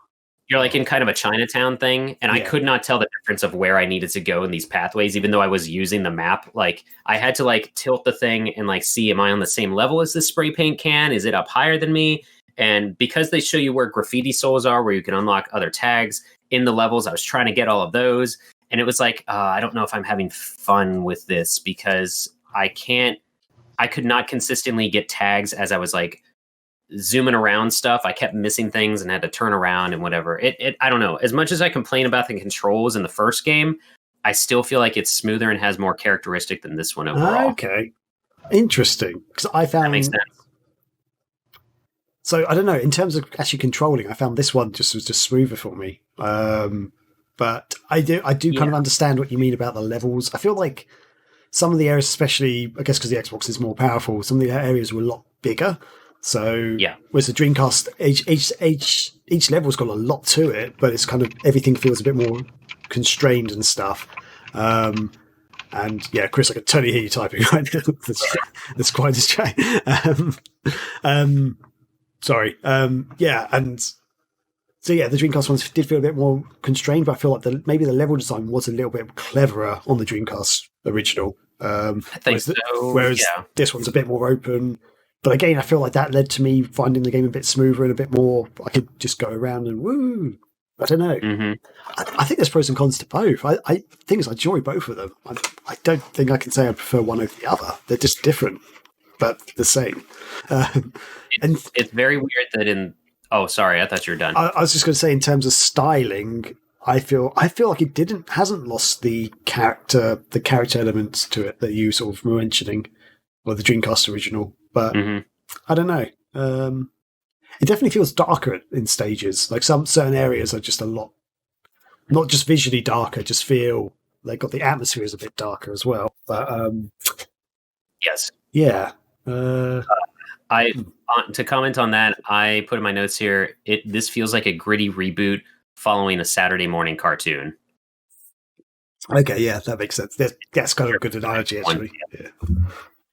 Yeah. Because I don't dislike how this game looks, but I was just everybody remembers the first game because it's so shiny and fun and carefree, and maybe that's because the marketing was better for the first one than the second one. I don't know. I legitimately don't remember commercials for this game, but I do remember them for the first one.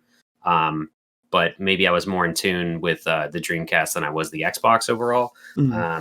But yeah, this game's not bad, but I just feel like it's different. I don't know. I feel like there's not as much attitude, maybe, or something.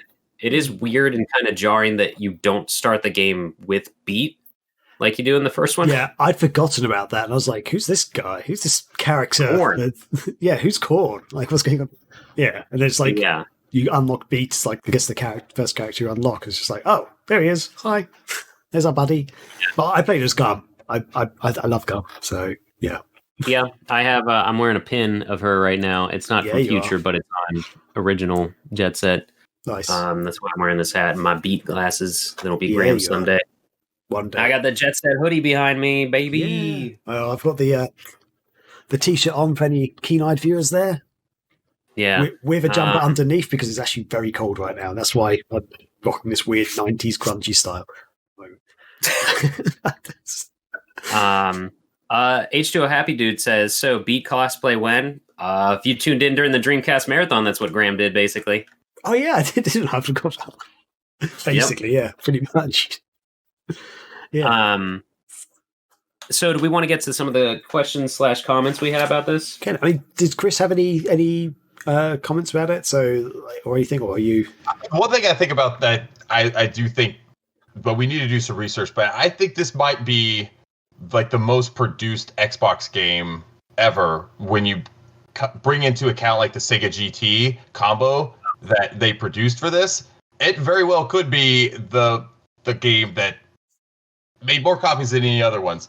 And conversely, it also was part of the bargain bins during the GameStop days. I don't know if you saw that, Graham, like in the UK, but if you went to GameStop in the waning days of like the Xbox and when the Xbox 360 was like really in full steam that first year, you could get these for like a penny at the register at GameStop. They were just super cheap. They were just trying to get rid of them because they had so many of them.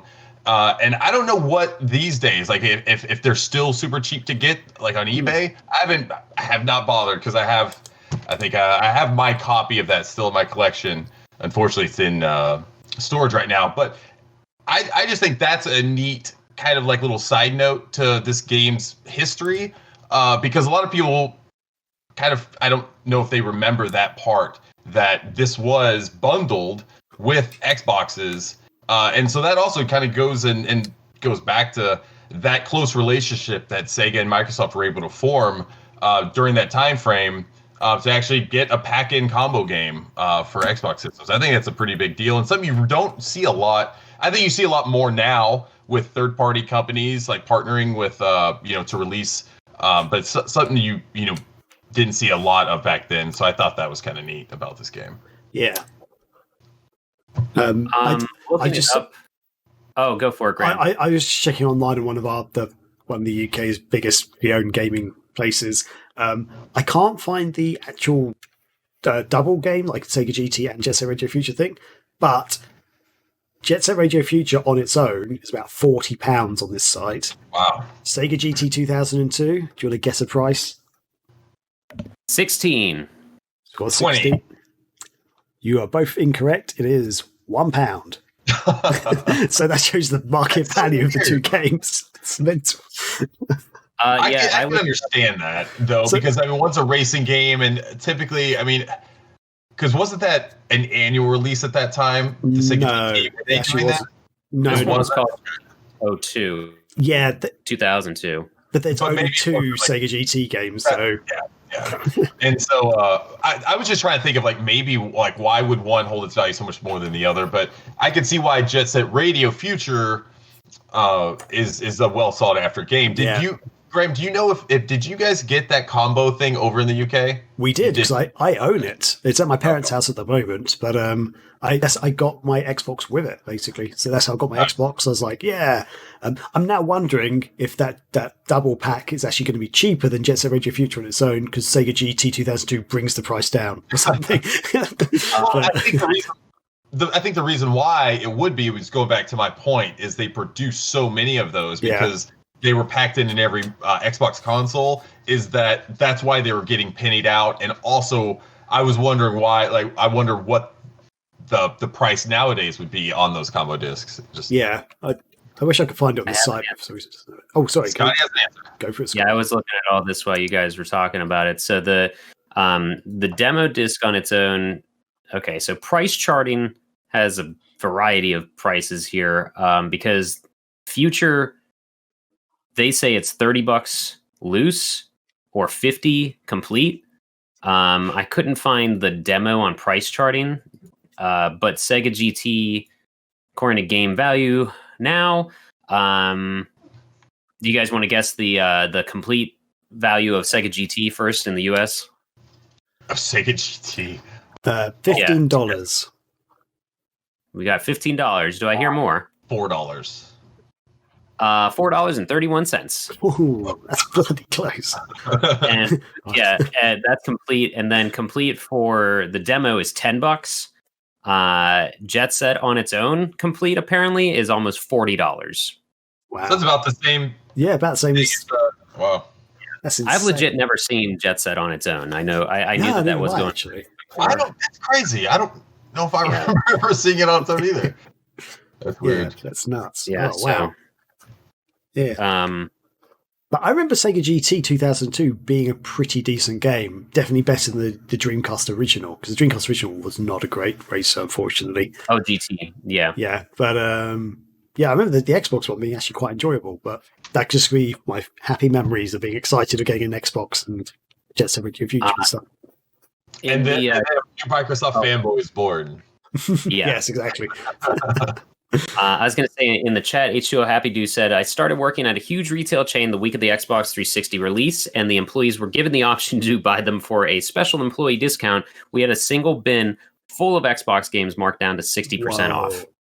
Oh. Yeah. Oh, okay. Guinea Pig Mom was saying, when I lived in an apartment and a neighbor threw out a 360, grabbed it, and the only thing wrong with it is it needed a new XD tray. Oh, a disc like the actual tray? Maybe it was a damage or something.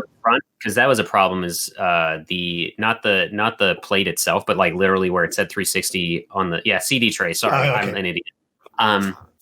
That did come off a lot. Like we would get when I worked at GameStop, people would trade in 360s, and they'd be like, "But it works." I'm like, "Dude, it is missing a physical piece on the front and replace."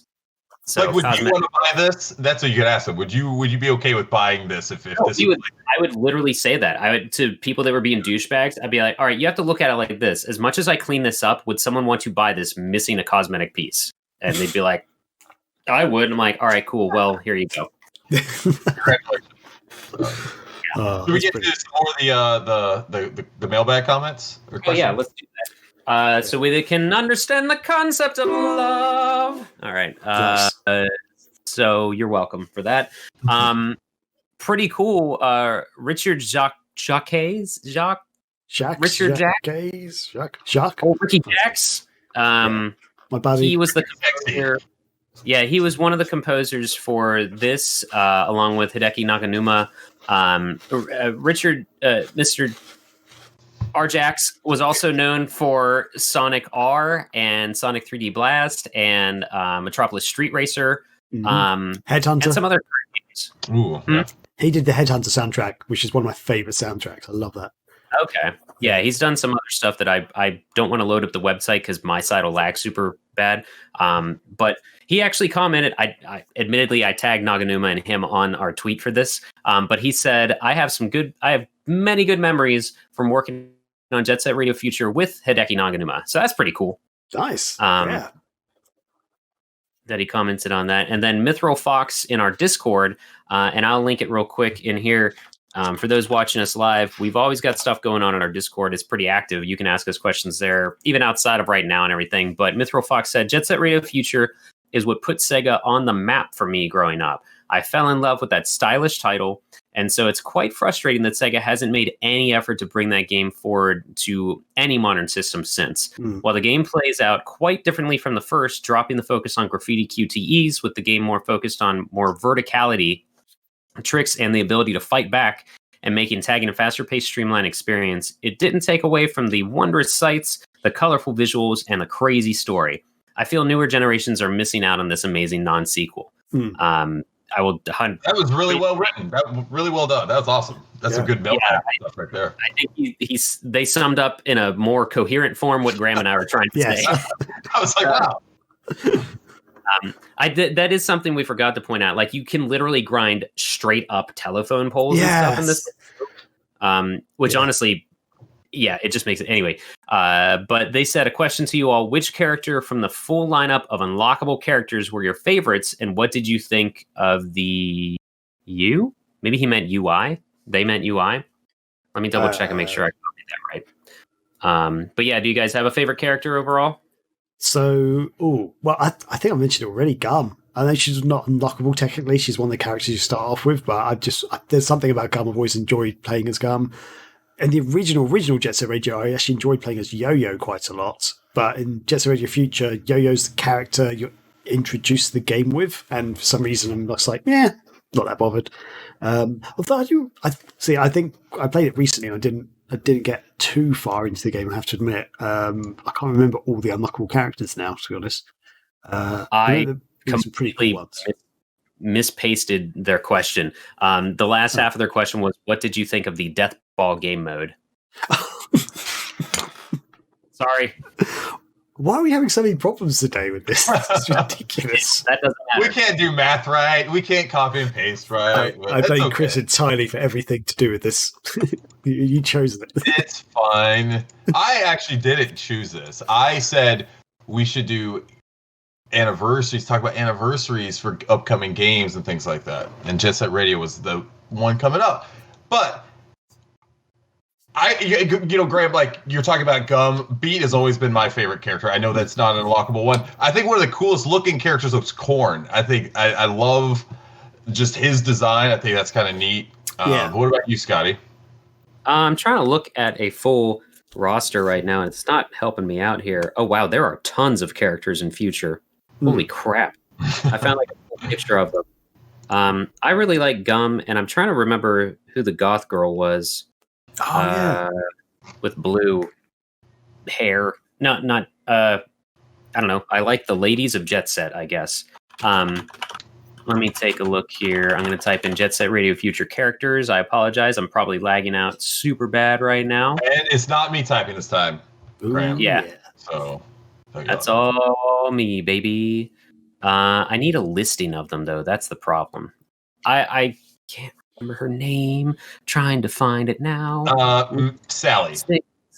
It's not Boogie, is it? Sally Acorn. Oh, here we go. Akuma, Beat, Boogie, Clutch, Combo, Korn, Cube, Professor K, Garam, or not Graham. I thought he was called Graham.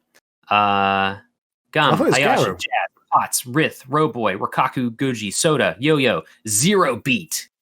Who's Zero Beat? Is that like a Nega Beat or something? I think so. I like Gum, and I just lost the tab I had open. God damn it. Cube is the goth girl, I think. Oh, okay. And the I like that you can play as Potts the dog. I could never actually unlock him in the game because you have to do something crazy to get him, I think. Isn't that right? I can't even remember. I was actually just trying to look up if I could unlock him. You can unlock him in the original Jet Set Radio as well. Yeah, you had to beat all of the gangs. Oh, Mew. Mew is her name. I like her design. She's the one in the first game that has like a parka on, but then striped leggings, and she's kind of turquoise colored. And in the first one, I played more as Graham or Garam or whatever the hell his name is, because he had the highest, like, he was the strongest, so he had the best stamina, but he was the fastest of the people with high stamina. So he was a pretty good balance in that regard for the longer levels. So I will say Gum and Mew. Okay. Fine. Cool. I think one thing I want to ask you guys, because this is a game that has not been, ported over to anything, and so it's kind of a pain in the ass to play these days, right?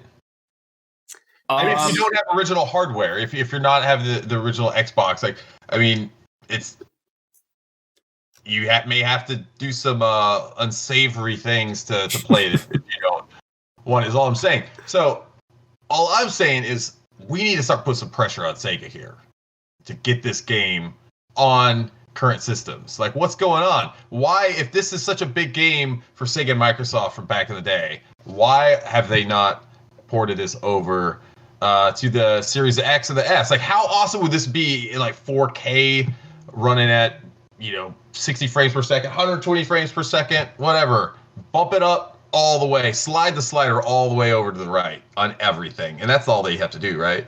And then just re-release this thing for $20, $30 on their store, and it'd be perfect. All I'm saying is, like, I don't understand why a game as stylish and has much personality as this game has not seen some sort of re-release. I think that's almost a crime. Yeah, I wonder if the music has something to do with the re-release, maybe like weird copyright somewhere. And although it's not like, for example, Crazy Taxi, where they had official. Yeah, oh, actually, no. What I was about to say is completely wrong, because they do actually have licensed artists actually making soundtrack for the Jet Set Radio games. So that's not entirely true. Even though Richard Jacques and I've forgotten his name. Naganuma. Yeah. Even though they did work on the soundtrack, there's actually, was the Beastie Boys was in it? I think. They did have a track. I think Insane Clown Posse had a track in one of them as well, and yeah.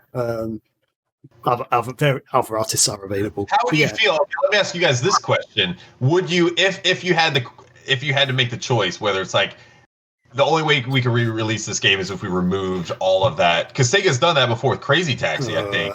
Removed a lot of Beastie Boys songs and stuff. Would you feel like that would itself just completely negate it, or would you be okay if maybe they're like, okay, we're going to take out the licensed soundtracks, but we got Richard Jacques and Naganuma back in the studio to record some new tracks to replace some of these? I'm trying to figure out like what would appease folks and what would be the most realistic way to get this game out today. Because you're right, that might be the sticking point. It's some of these licensed stuff. Yeah, I don't know, because when they redid Crazy Taxi without the original, the correct soundtrack, let's say that, the game was not as much fun. So I feel like losing that, you probably will lose a lot of what made this game enjoyable. Oh, Scotty's shaking his head. I don't know. No, as in it wouldn't be worth it. Don't release this game without the correct soundtrack. It's not the same thing then at all. Yeah. There was a feature on a previous site I was with called Sounds of Sega, and someone talked about Crazy Taxi, and this game was definitely in there as well. There are games where the soundtrack is synonymous with them. So it's almost as if you tried to re-release Daytona USA, and the first thing you didn't hear was do Daytona. Paraphrasing. But no, I don't think it would be worth it. I think it needs the soundtrack. I think to back up a little bit, I had no problem playing this game, and this is a rare time. Like I sent you two a video of me. I zoomed in on the 360, zoomed in on the screen, and I was like, hell yeah. Pan over to my girlfriend. I'm like, hell yeah. And she didn't give a shit. And then I panned back to me. But it was like a rare time when technology works for Scotty because he has outdated software and hardware. I was going to say that.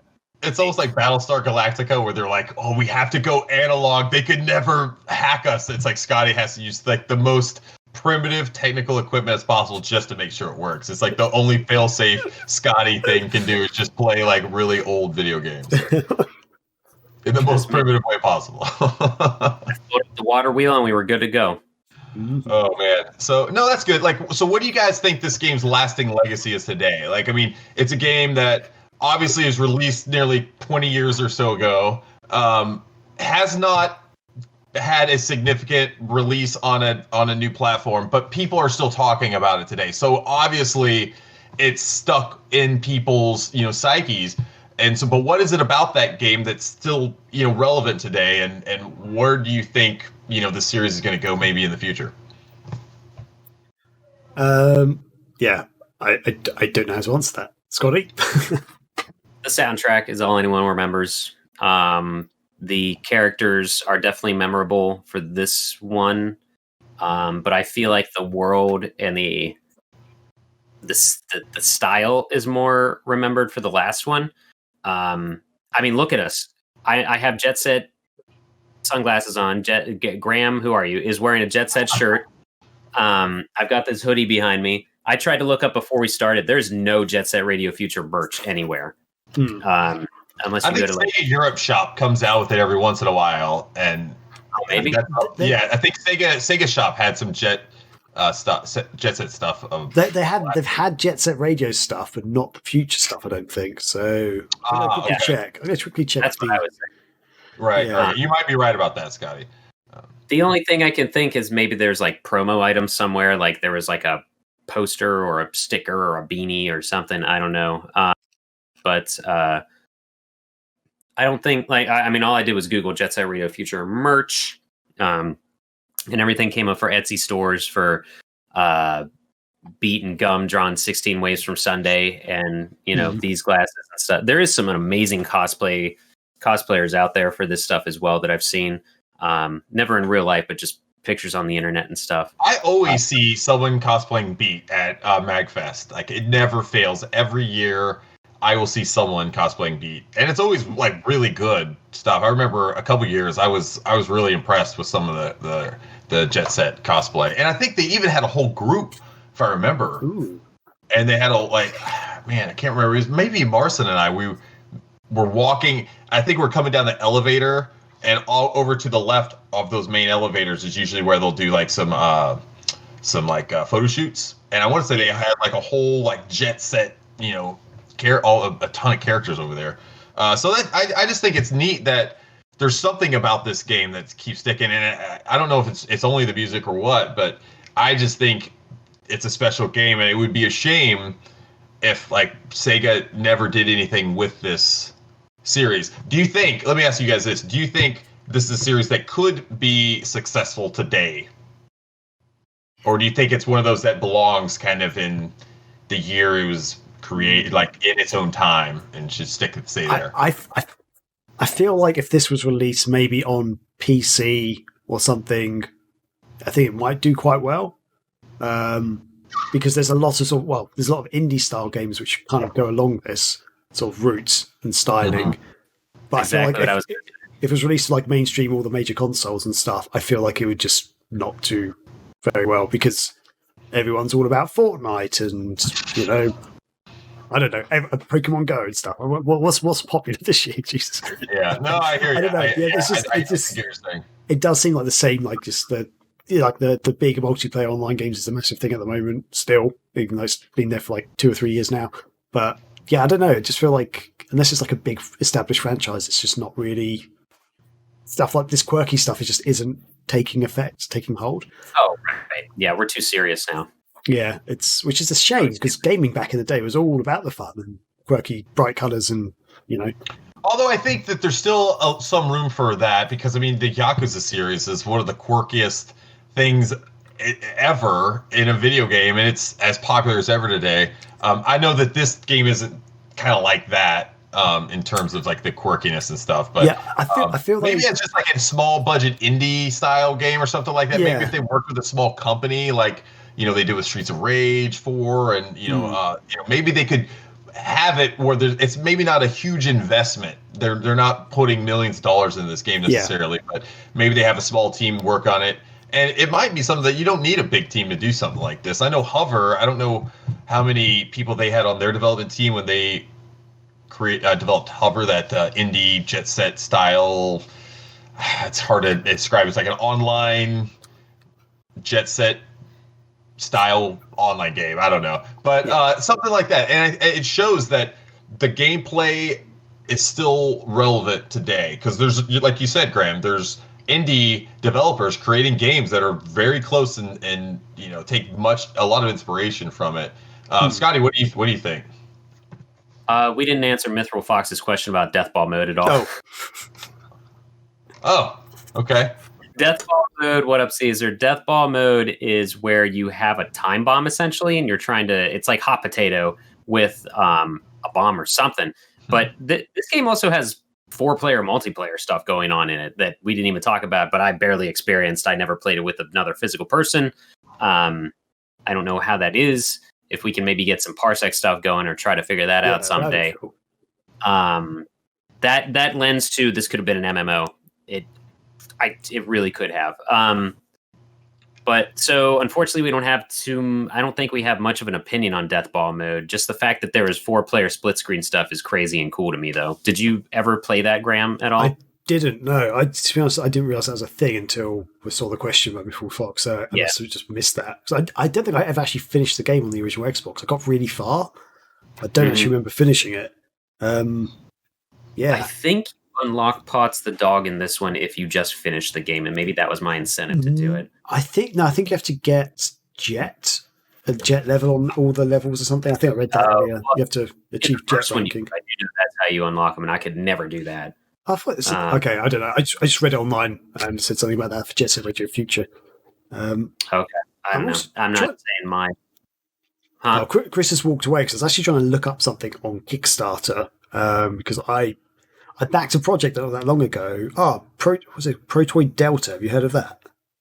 I have not. I was going to mention the Jet Set inspired games, but you go ahead with that one because I don't know that one. So, Protoid? What? Yes. Oh, Protoid Delta. Sorry, is what it's called. How do you spell that? I've completely mispronounced that. Proto Droid. What did I say? Proto. Jesus Christ. Protodroid. You guys got that Protodroid? We're not having a good day today. It's not really. It's weird. It's like more the graphical styling is Jet Set Radio inspired, but it's not. It's not like you're on skates or anything like that. It looks like the level design and the animation and colorings and stuff are very similar. That's a game I backed a while ago, which I think is now finished anyway. Okay, well, to talk about Jet Set inspired games, there is Hover that's out there. And initially, the game's title was Hover Revolt of Gamer. So glad they changed that. It's not bad. The PS4 version has really sloppy online. The PC has better online. I streamed it a while back. It's a much more open, colorful, and interactive Jet Set. It kind of reminded me of Beyond Good and Evil a little bit with the atmosphere. And the other ones, Neon Tail was out recently. That's not artistically as inspired by Jet Set, but clearly playstyle wise, more of, like the name suggests, neon. Kind of a Sailor Moon meets Blade Runner, I felt. And then the last big one that's some of the more well-known Jet Set inspired stuff. A new one coming out is called Bomb Rush Cyberfunk, which straight up looks like it's just ripped right from the Jet Set world. Wow. I'm very excited for that game because it looks really solid. So yeah, if you want to play something that's like Jet Set, it's another one of those. Sega's not doing it, so the fans have to. That's not just with Sega. That's Castlevania, other crap. Hover, Neon Tail, Bomb Rush, Cyberfunk are some good Jet Set inspired games to check out. Yeah, I think so.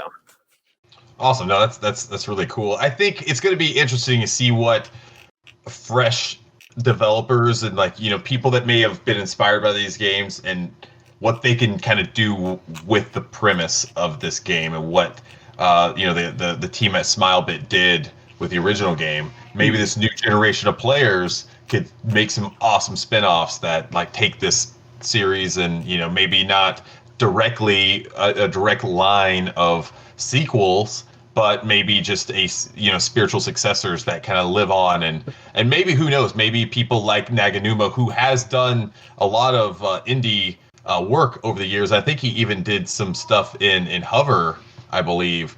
And it would be awesome to see him continue to do these type of things and projects, because I know he's been a big proponent of bringing this series back over the years, and he's really supported it. So I think anything that we could do to lend some more eyeballs and stuff on this series, and maybe if Sega won't do it, heck, let the indie developers take over, because they certainly will if Sega won't. And it seems like they're doing exactly that. So that's awesome.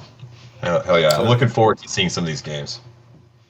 I thought that I had it behind me, but Limited Run did do a physical release of Hover that I was able to snag somehow. Godspeed finding that at a reasonable price, but yeah. That's awesome. I think that's going to wrap up our chat on that, right? Yeah, I think that sort of draws us to a close there. Unless there's any final comments in the chat there, Scotty, at all, or I hope I read your name right. Mark Score, don't cry. Said very interesting discussion and issue. Big Jet Set fan in the chat there. But, oh, perfect. Yeah.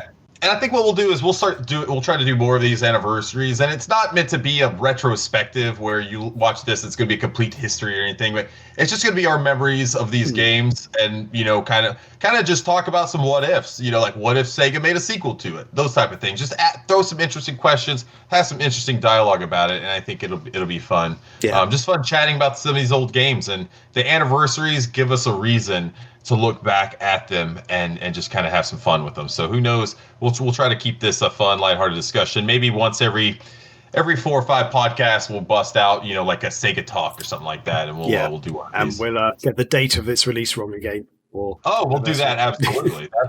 That's going to happen every single time now. That was a massive mea culpa there. Sorry, everybody, for that. Maybe some Sega Talk Sanchiro. I like it. Yes, I know. Let's keep that. We're keeping that. I would say that overall we've understand the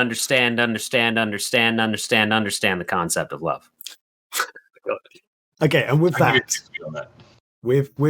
have we got? We'll wrap up the show there. Have we got any? Have we got any announcements to make, Chris or Scotty? I will say not.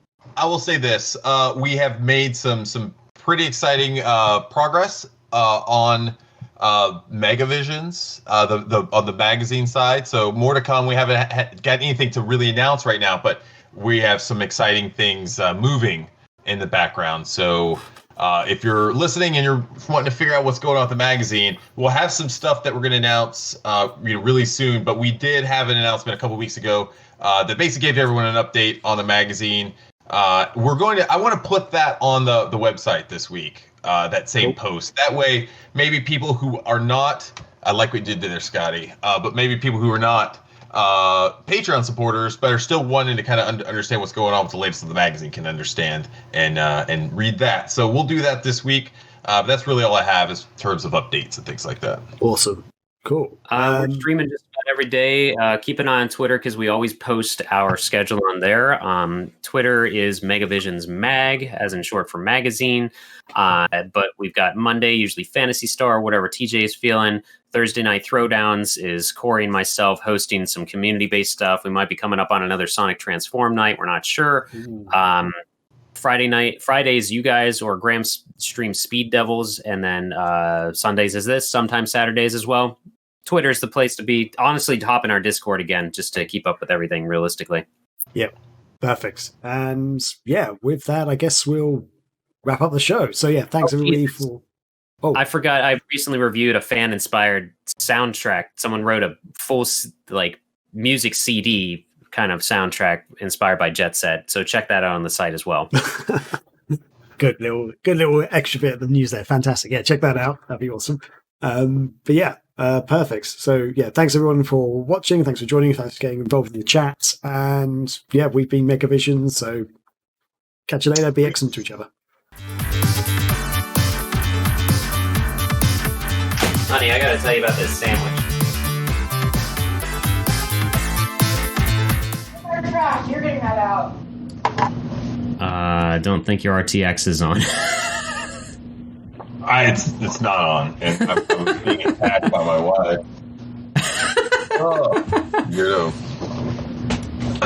She comes in here and has some toilet paper. She's like, "Here, can you hold this? I have to blow my nose." I'm like, "Okay, what?"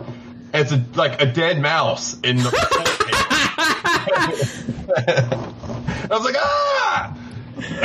That's what the screaming. Get away from me! Good job, Jamie. Yeah, she got me on that one. The screaming you heard was me freaking out in the bathroom. Graham's not recording. Fuck. I know, that was probably a pretty good moment if we had caught that. But that was pure genuine, too. Jesus Christ. Yeah.